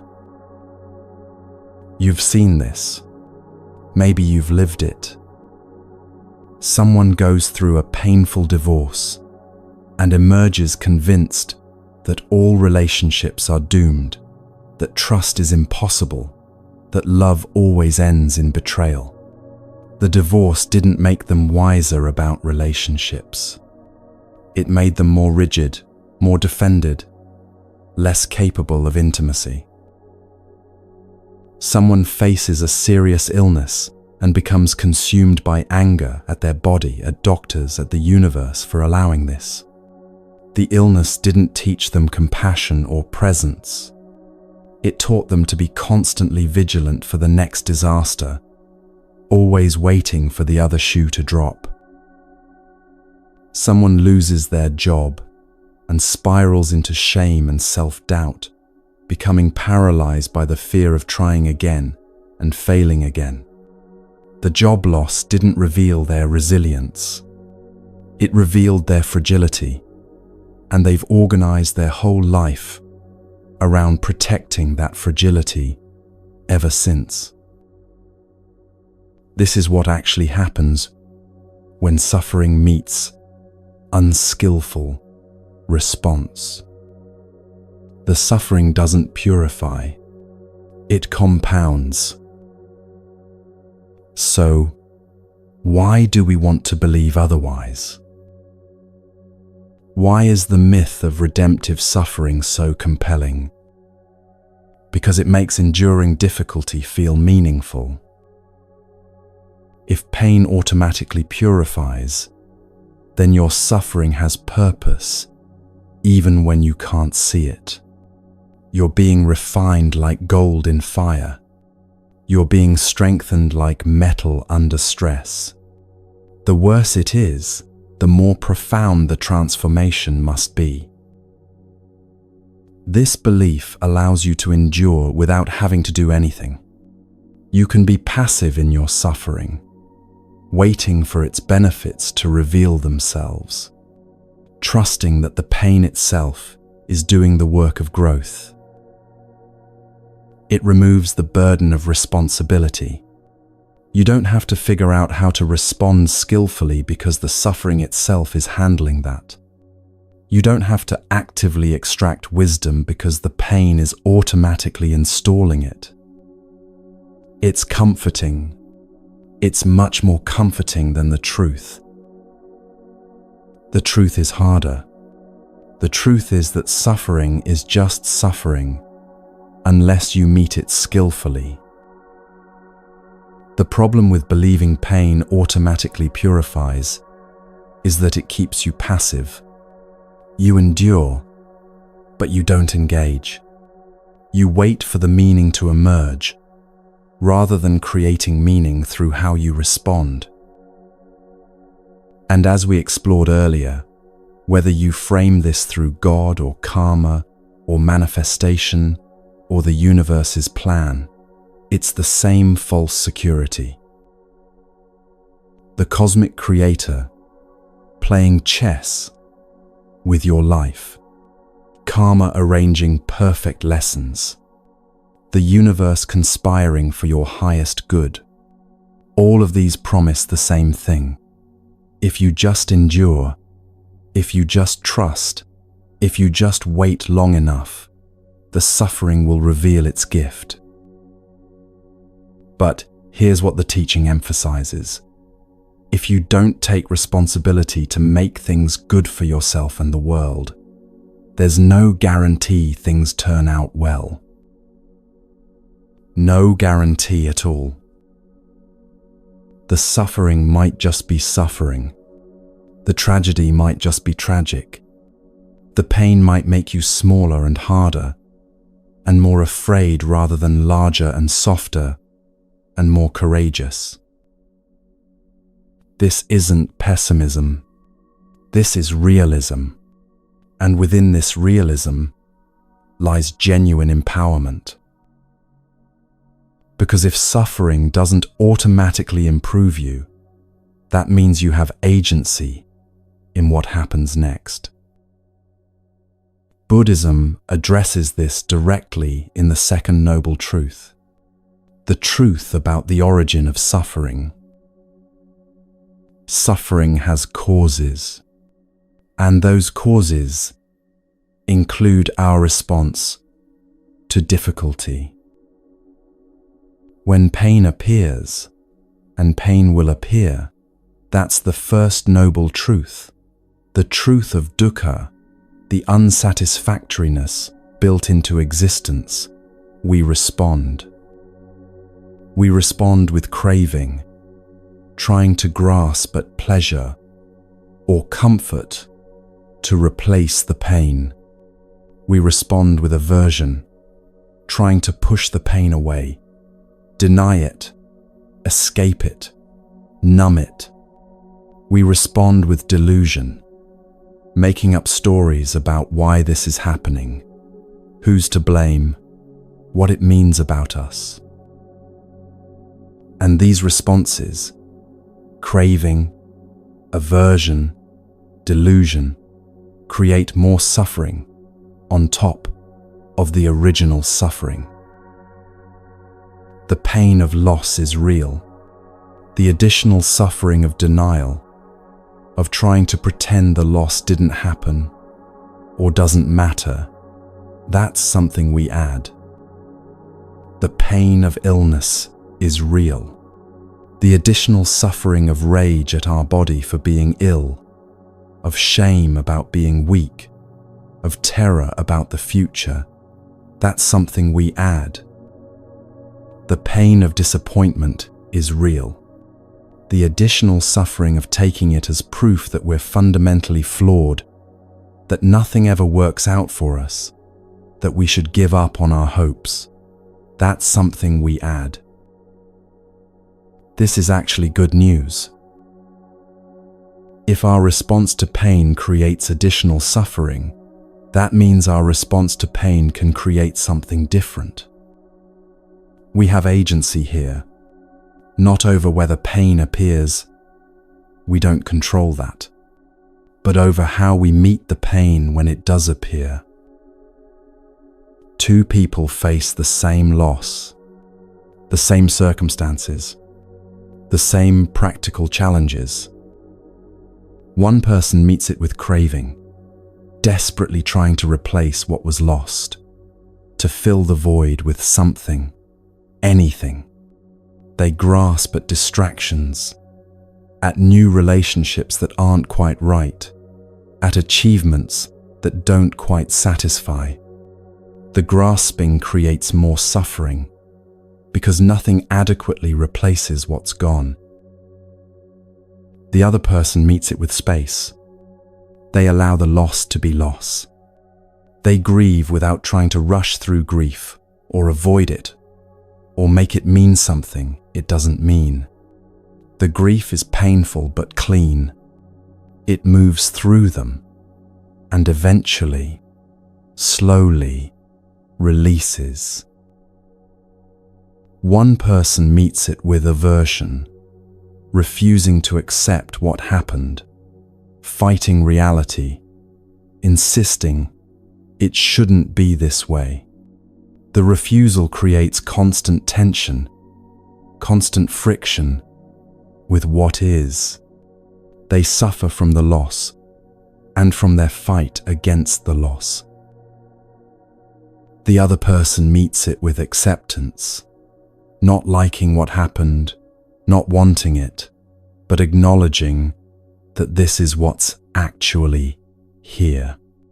The acceptance doesn't remove the pain, but it removes the layer of suffering that comes from fighting reality. One person meets it with delusion, creating elaborate stories about why this happened, who's to blame, what it means about their worth or the world's fairness. The stories create additional suffering because they take them further from reality and into constructed narratives that keep them stuck. The other person meets it with clarity. This happened because of causes and conditions, most of which had nothing to do with them personally. The clarity doesn't make it hurt less, but it prevents them from taking on burdens that aren't theirs to carry. Same loss, different responses, entirely different outcomes. And this brings us to something practical from the original teaching. Something you can use right now with whatever difficulty you're facing. Don't evaluate your situation by economic terms. Don't evaluate it by social status or conventional success markers. Evaluate it by asking, how can I use this? What can I extract from this moment? Not what lesson is it supposed to teach you. We've moved beyond that idea. But what can you actually discover here if you engage skillfully? What teaching might be available? What discovery about yourself or reality? What strength could you develop? What virtue could you practice? This is extraction, mining value from raw material. The situation doesn't come with inherent value or meaning. It's clay, remember? But you can extract value through how you work with it. Someone faces financial difficulty. Evaluated economically, this is just loss. Less money, fewer options, more stress. But evaluated by extraction, what can be discovered here?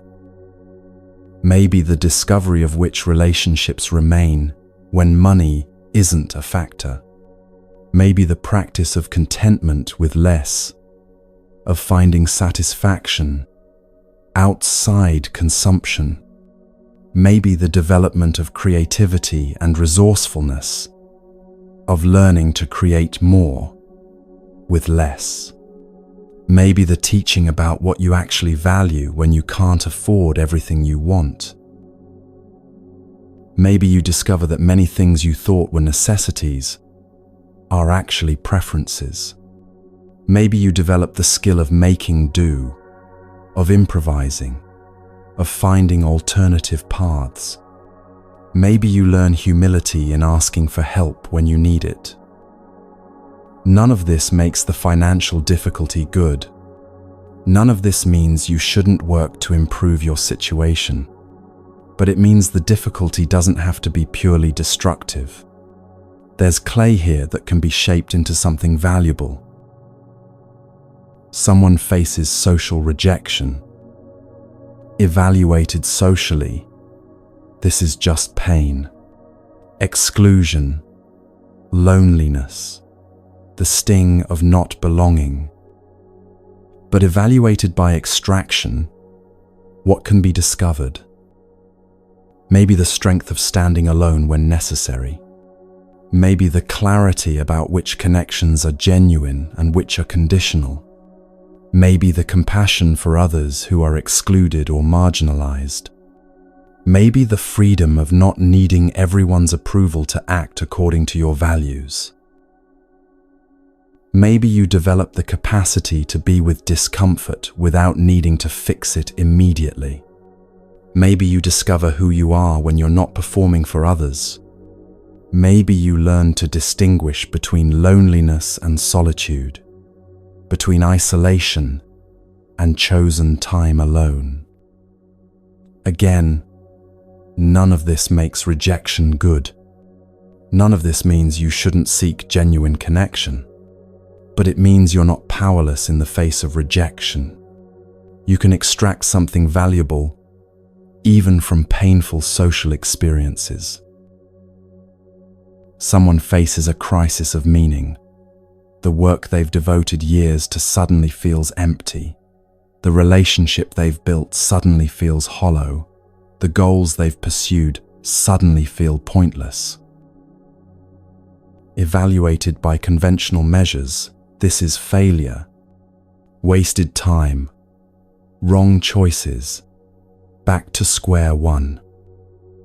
But evaluated by extraction, what's available here? Maybe the profound teaching that meaning isn't found in external achievements, but created through engagement. Maybe the discovery of what you actually value underneath all the conditioning about what you should value. Maybe the virtue of honesty, of acknowledging when something isn't working rather than pretending. Maybe the strength of starting over with more wisdom than you had before. The crisis isn't good. The emptiness is genuinely painful.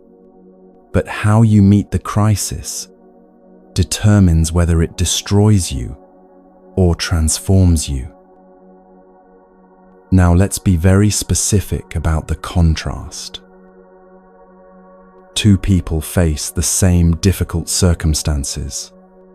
Let's say both experience a serious betrayal from someone they trusted deeply. Same situation, same level of trust that was broken, same practical consequences. One person extracts bitterness. They fixate on the betrayal, replaying it endlessly. They catalogue every lie, every deception, every moment when they were foolish enough to trust. They build a case against the person who betrayed them and against themselves for being betrayed. Over time, they grow more rigid. They develop rules to protect themselves, never trust anyone completely, always assume the worst, keep people at a distance, be vigilant for signs of deception. They grow more fearful. Every new relationship carries the shadow of the betrayal. Every vulnerability feels dangerous. They armor themselves so thoroughly that genuine connection becomes nearly impossible. They grow more contracted. Their world becomes smaller as they exclude more and more people and situations that might involve risk. They're protecting themselves, yes, but they're also imprisoning themselves.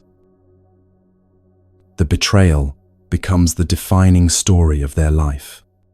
Years later, they're still telling it the same way, with the same anger, the same sense of victimization. They've organized their entire identity around what was done to them. The betrayal didn't make them wiser. It made them harder, more closed, less capable of the very things that make life meaningful: trust, vulnerability, genuine connection. The other person extracts wisdom. They allow themselves to feel the full pain of the betrayal without adding elaborate stories about what it means.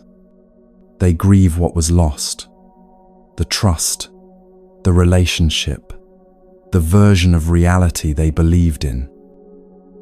They acknowledge their part, if any, without taking on responsibility for the other person's choices. They notice any patterns in their own behavior that made them vulnerable without concluding they're fundamentally flawed.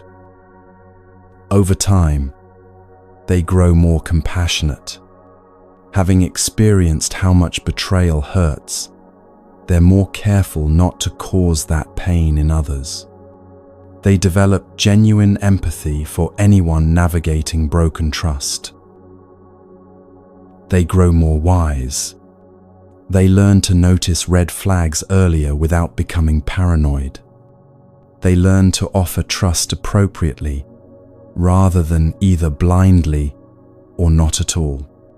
They develop discernment, which is different from cynicism.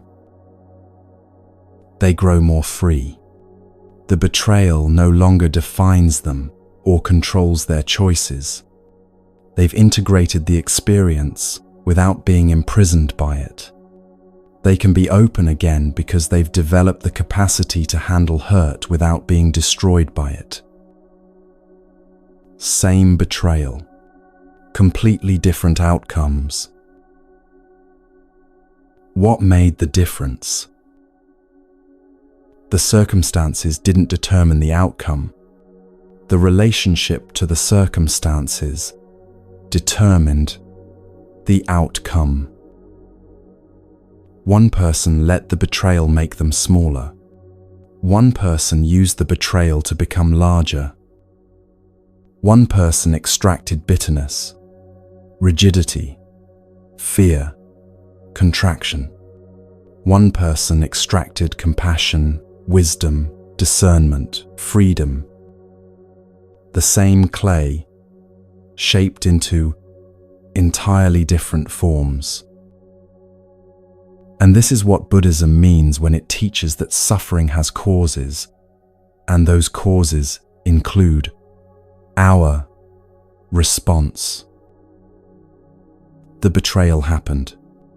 That caused suffering, unavoidable suffering. But what each person did next, how they held the betrayal, what stories they told about it, what they chose to extract from it, that created additional suffering or created wisdom. This doesn't mean the person who extracted wisdom wasn't hurt. It doesn't mean they handled everything perfectly. It doesn't mean they never felt bitter or fearful or contracted. But somewhere in their process, they made a choice to work with the clay rather than be destroyed by it, a choice to extract something valuable rather than just accumulate damage. And that choice, repeated over and over in small moments, not just once in a grand gesture, determined what the betrayal ultimately became in their life. A scar that's still tender sometimes but doesn't limit their movement, or a wound that never quite heals, constantly reopening, constantly limiting what they can do. The teaching is clear. You have more agency here than you probably realize. Suffering will appear. That's not optional. That's the nature of existence. But what you create from the suffering, that's where your power lies. Not power to prevent pain. Not power to make everything work out well automatically, but power to meet pain in ways that don't multiply it. Power to extract value from difficulty. Power to become larger rather than smaller in the face of what's hard. This is why the myth that pain purifies is so dangerous, because it suggests you don't need to do anything. Just endure, and the purification happens automatically. But it doesn't. Not without skillful engagement. Not without choosing, moment by moment, to work with the clay rather than be buried by it. So when you face difficulty, and you will face difficulty, the question isn't, what is this supposed to teach me? The question is, what will I extract from this? What will I create from this clay? How will I meet this in a way that doesn't make me smaller? The circumstances don't determine your answer to that question. You do. And your answer, lived out in small choices, repeated responses, daily engagements with difficulty, creates who you become on the other side of the suffering. Someone who's been hardened by pain, or someone who's been tempered by it. Someone who's been broken by difficulty, or someone who's been broken open by it. Someone who's been diminished, or someone who's been deepened. Same suffering, different relationships to the suffering, different outcomes entirely. This is the teaching Buddhism offers about suffering. Not that it happens for a reason. Not that it automatically improves you. Not that you should be grateful for it, or trust that it's all part of a plan, but that you have agency in how you meet it. And that agency makes all the difference between suffering that compounds and suffering that eventually, slowly, through skillful engagement, transmutes into something that doesn't destroy you. The clay is in your hands, even when the clay is pain, especially when the clay is pain. What you make from it is still, always, up to you.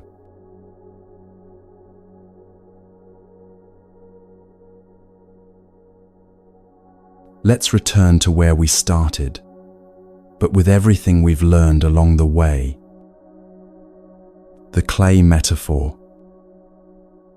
Everything that comes to you, every circumstance, every relationship, every success and failure, every moment of ease and moment of difficulty arrives as raw material, not prefabricated with meaning already installed, not prepackaged with purpose already determined, not designed specifically for you by cosmic intelligence. Raw material, clay. We must free ourselves from the idea that everything comes ready-made with inherent significance. This is one of the most liberating shifts you can make in how you understand your life. Because when you believe things come prefabricated with meaning, you spend enormous energy trying to discover what that meaning is. You're constantly asking, what is this supposed to teach me? What am I meant to learn here? What's the hidden purpose behind this difficulty? And while you're asking these questions, you're passive, waiting for the meaning to reveal itself, waiting for the purpose to become clear, waiting for cosmic forces to finish arranging things so you can finally understand why this is happening. But when you understand that everything arrives as raw material, as an invitation to use it in the best way possible, you become active. You stop asking what it means and start asking what you can make from it. You stop waiting for purpose to be delivered and start creating purpose through your engagement. This shift from discovering meaning to creating meaning changes everything. Think about stability for a moment. Not external stability, which is largely outside your control, but internal stability. People without internal stability only take advantage of one day per year. We explored this earlier, but it's worth returning to now, with everything we understand about clay. They wait for everything to align perfectly. The astrology has to be favorable. Their friends need to be supportive. Their partner needs to be encouraging. Their health needs to be good. The moon needs to be in the right phase.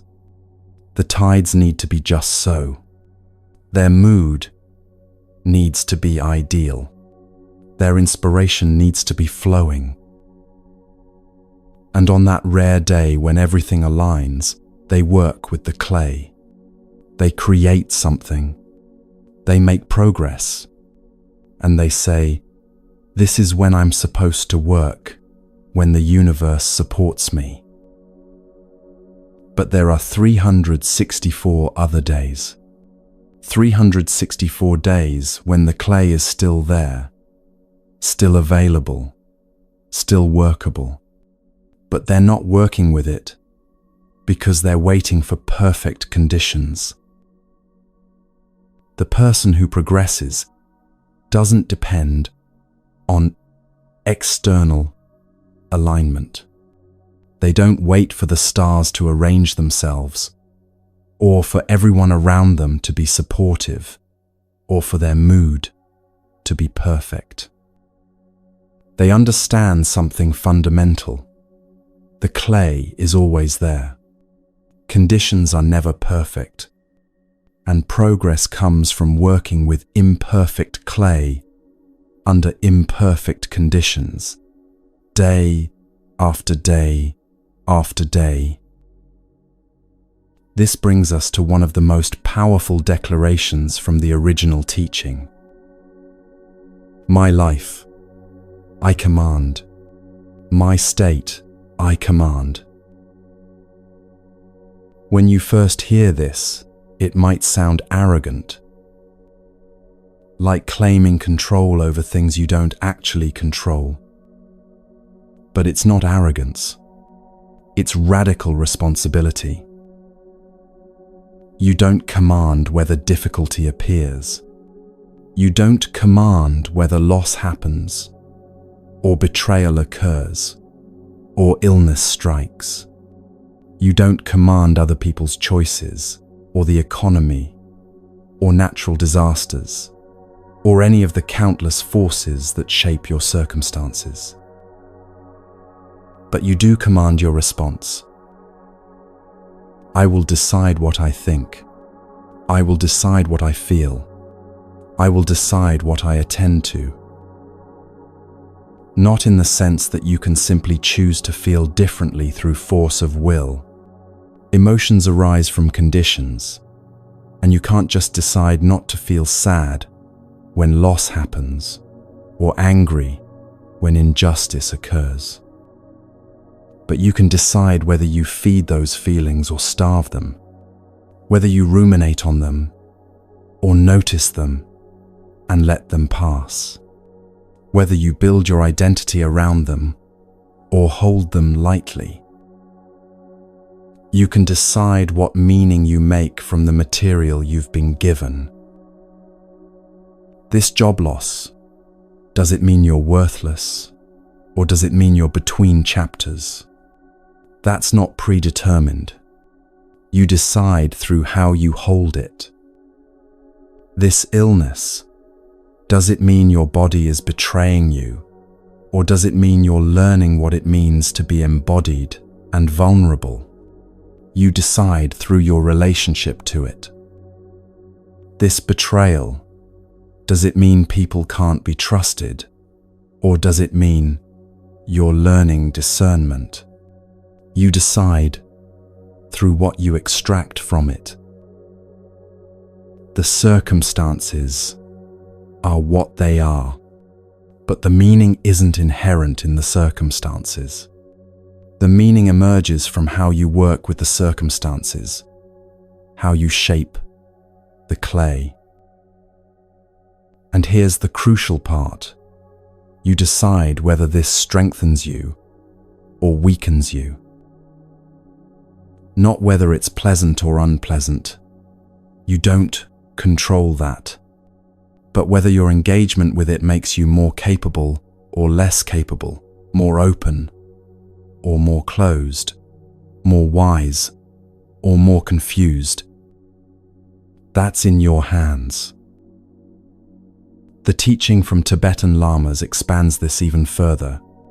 They say that if you have the audacity to see other people as Buddhas, you receive Buddha's blessings from them. But if you see them as enemies, even their kindness harms you. This isn't just about being positive or having a good attitude. It's about something more profound regarding how perception shapes experience.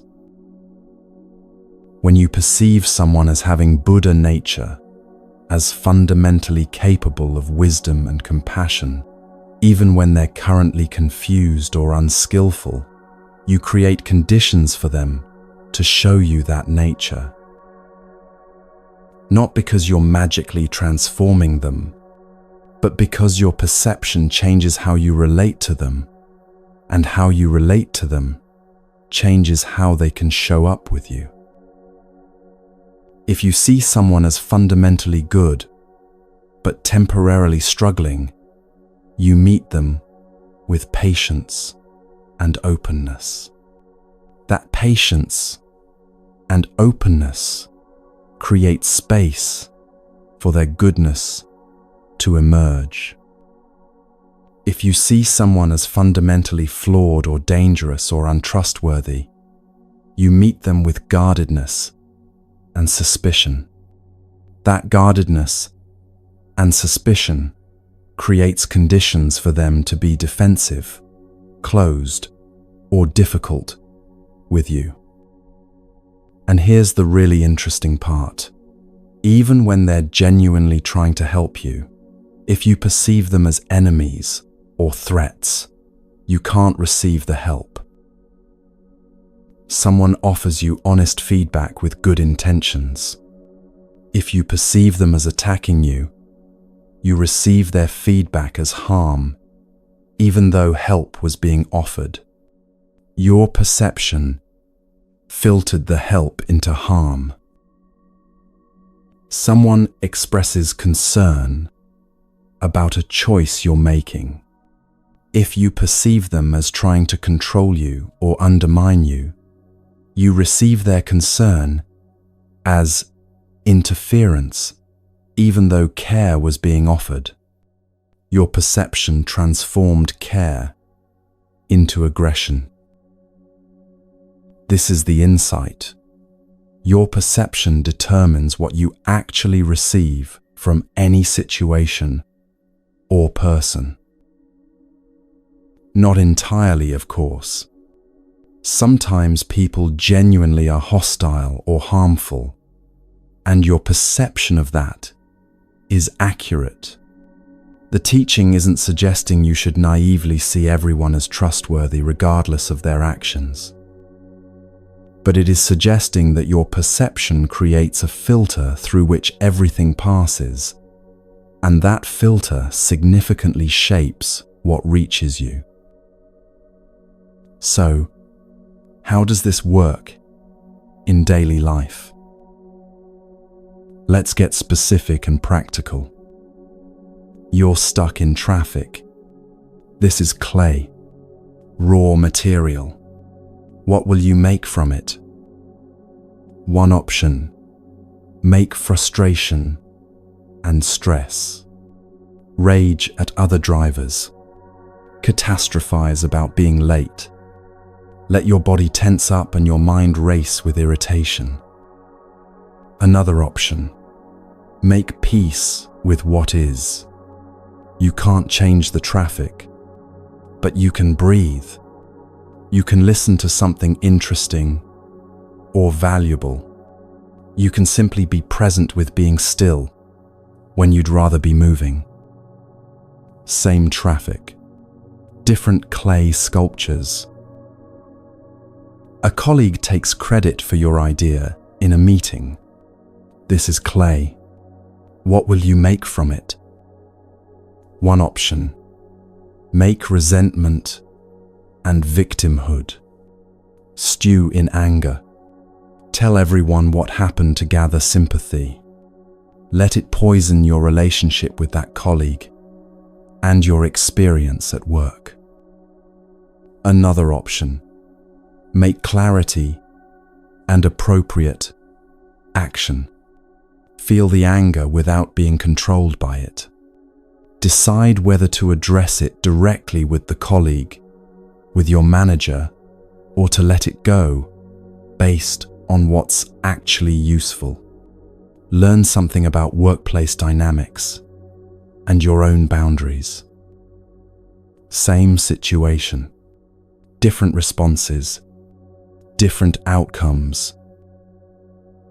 Your child is struggling in school. This is clay. What will you make from it? One option: make anxiety and pressure, panic about their future, push them harder in ways that might damage your relationship or their self-confidence. Let your fear drive your parenting. Another option, make curiosity and support. What's actually happening for them? What do they need? How can you help without taking over? What's worth worrying about and what isn't? Same struggling child, different parental responses. Entirely different family dynamics result. Someone criticizes you unfairly. This is clay. What will you make from it? One option, make defensiveness and counterattack. Prove them wrong. Build a case against them. Replay the criticism obsessively, each time reinforcing how unfair it was. Another option, make discernment. Is there any truth in the criticism, even if it was delivered poorly? What does their criticism tell you about them and their concerns? Can you respond in a way that doesn't escalate conflict but also doesn't accept unfair characterization? Same criticism, different ways of working with it. You experience a financial setback, unexpected expense, lost income, mounting debt. This is clay. What will you make from it? One option, make panic and shame. Catastrophize about becoming homeless. Hide the problem from everyone. Make desperate decisions from fear. Let the stress leak into every area of your life. Another option, make practical problem, solving and honesty. Assess the situation clearly, without dramatizing it. Make a realistic plan. Ask for help if needed. Notice what you're learning about your relationship with money and security. Same financial difficulty, different approaches. One creates additional suffering, the other works with what's actually here. A friendship becomes distant. Someone you were close to is pulling away. This is clay. What will you make from it? One option, make hurt and abandonment stories. Decide they never really cared.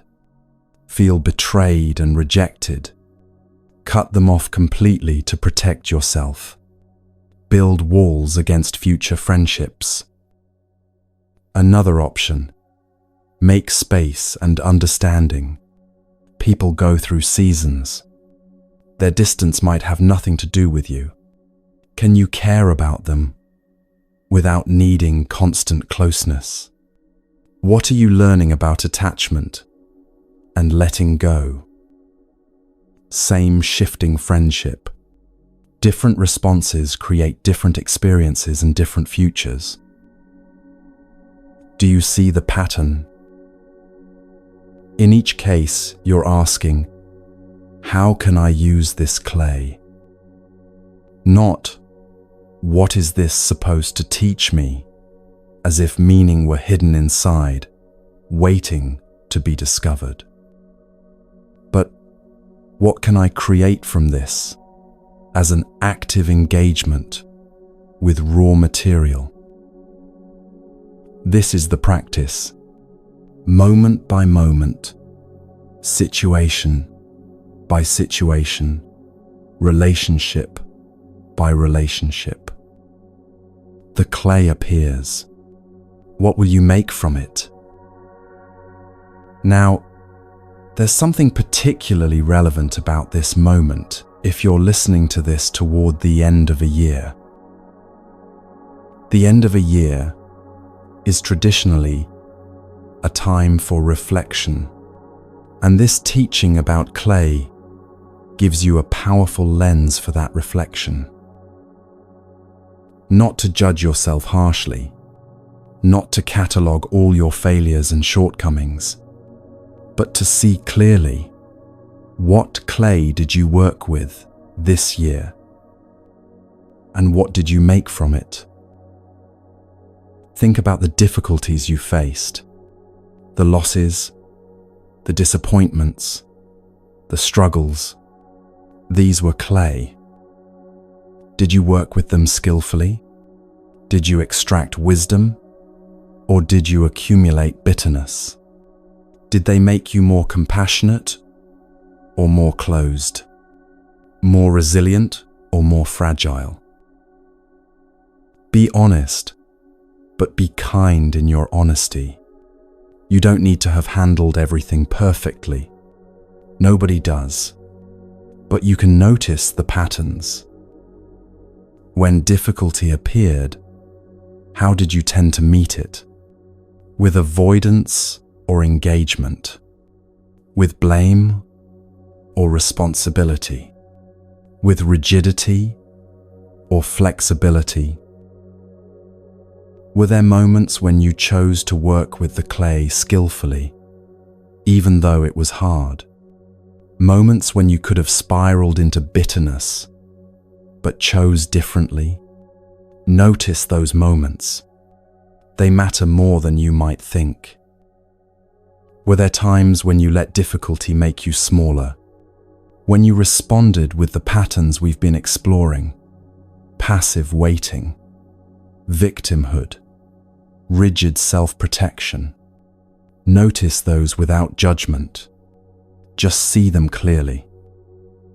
Think about the opportunities you had, the moments when conditions were favorable, when things went well, when doors opened. This was also clay. Did you use those moments well? Did you recognize them as opportunities and work with them? Or did you wait for even better conditions before fully engaging? Sometimes we waste good clay waiting for perfect clay. We have resources, time, energy, opportunity, but we don't use them because they're not quite ideal yet. And then conditions change and the opportunity passes. Did that happen this year?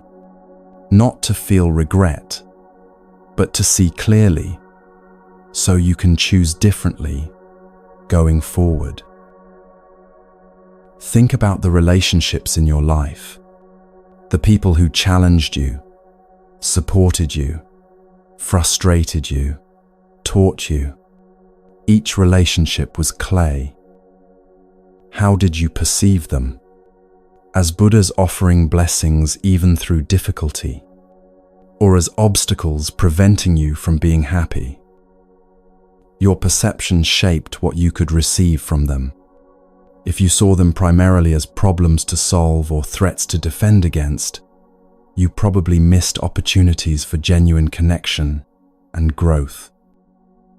If you saw them as complex human beings doing their best with their own clay, even when their best wasn't very good, you probably found more patience, more compassion, more capacity to be with difficulty without being destroyed by it. This reflection isn't about judging yourself as having succeeded or failed. It's about seeing clearly so you can choose consciously going forward. Because here's what we've learned through all these teachings. There's no cosmic plan, and that's liberating, not depressing. You're not following a script written by invisible forces.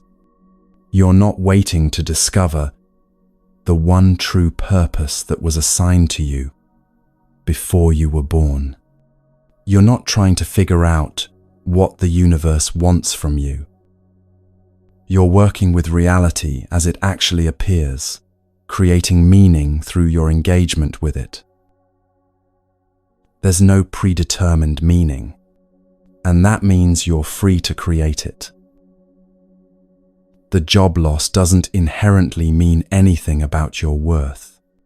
The relationship ending doesn't inherently mean anything about love's possibility. The illness doesn't inherently mean anything about your value or deservingness. These are events that happened because of causes and conditions. What they mean in your life depends on how you work with them. Suffering doesn't automatically improve you, but it can if you meet it skillfully. Pain isn't redemptive by itself. It doesn't purify or elevate automatically. But when met with wisdom, with compassion toward yourself and others, with the willingness to extract teaching rather than just accumulate damage, it can become a vehicle for genuine growth. The practice is this: treating each moment as the best opportunity in the universe. Not because it is the best opportunity in some objective sense, but because it's the only opportunity actually available to you right now. And you can either work with it or wait for a better moment that might never come. The person sitting across from you, difficult as they might be, is the person actually here. You can relate to them as an obstacle, or you can relate to them as someone with Buddha nature, temporarily obscured by confusion. Your perception will shape what's possible between you. The circumstance you're in, unfair or disappointing as it might be, is the circumstance actually present. You can fight against it with rigid insistence that it should be different, or you can work with it to create what's actually possible from here. Your choice determines whether this moment strengthens or weakens you. The mood you're in, tired, irritable, unmotivated, is your actual state right now. You can wait for a better mood, or you can work with this mood, asking what's possible, even with imperfect energy and enthusiasm. Your willingness to engage with reality as it is determines whether you progress or remain stuck waiting for ideal conditions. This is what it means to live with clay in your hands. Not someday, when you've figured everything out. Not when conditions are perfect. Not when you feel completely ready. Now, with things as they actually are. The clay is imperfect. It always is.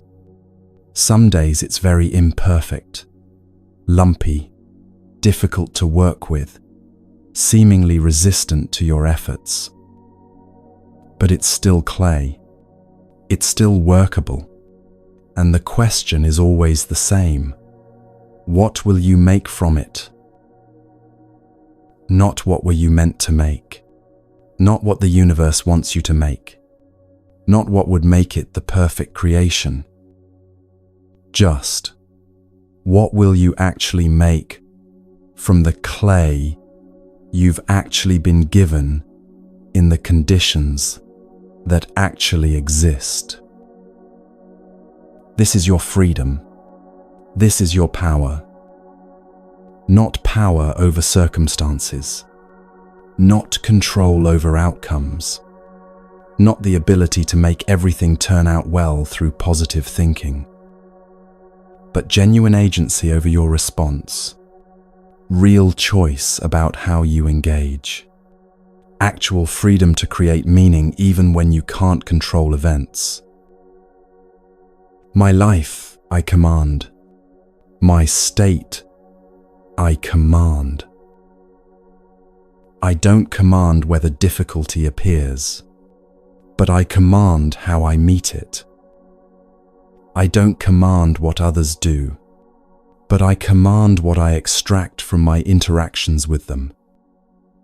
I don't command the clay I receive, but I command what I make from that clay. This is the teaching, simple in concept, profound in practice. Every moment is an opportunity to work with clay. Every relationship, every difficulty, every joy, every ordinary, unremarkable moment when nothing special is happening. All of it is clay. All of it is workable. All of it can be shaped into something through your engagement with it.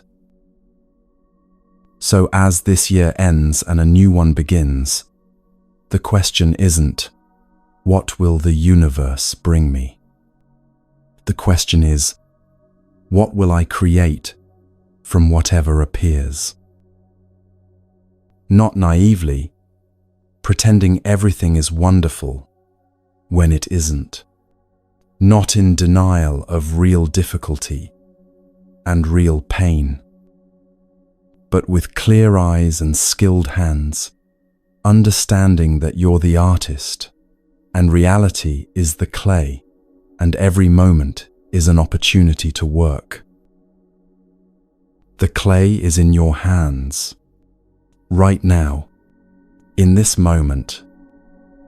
Not perfect clay, not ideal circumstances, not everything aligned just so. Just this actual moment, this actual situation, this actual you, with your actual capacities and limitations. And the question that determines everything: what will you make from it? Not someday, not when you're more ready, not when conditions improve. Now, the clay is waiting. Your hands are ready even if you don't feel ready. This moment, imperfect as it is the best opportunity in the universe, because it's the only moment actually available.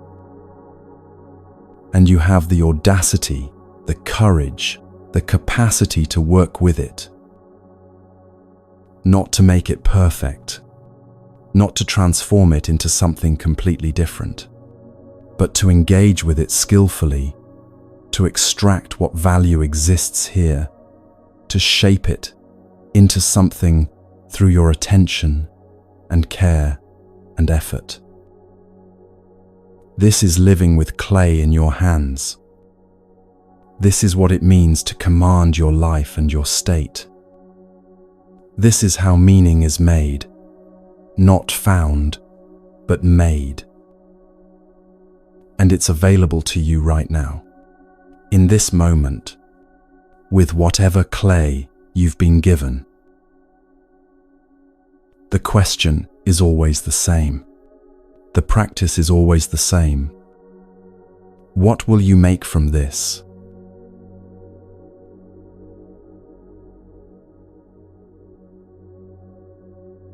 We've traveled through some challenging territory together over these 3 hours.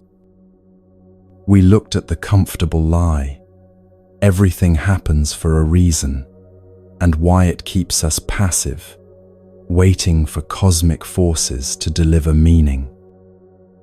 We explored what karma actually is, not divine judgment or cosmic reward, but natural cause and effect.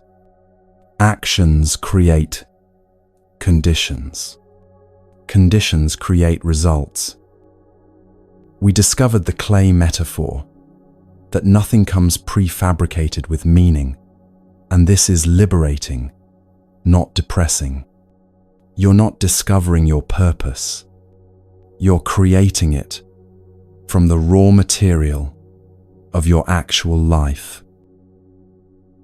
We saw how people who thrive don't wait for perfect conditions.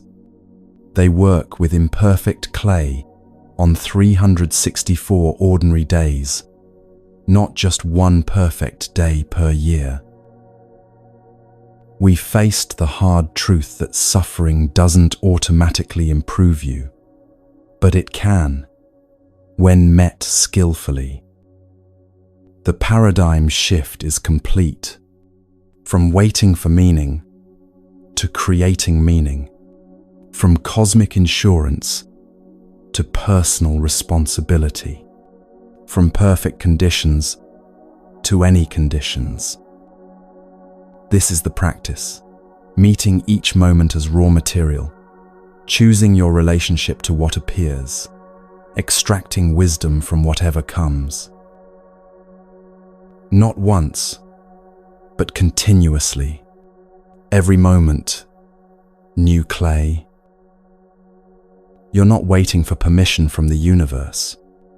You're not stuck until conditions are perfect. You're not being tested or punished. You're simply being given clay, and you have hands. Share your reflections below. Where are you listening from in the world? What resonated with you? What will you do with the clay in front of you right now? And if there are Buddhist teachings you want to explore in the coming year, share those too. Let us know where you are. This global community matters. The clay is in your hands. Your hands are ready. Everything you need is already here.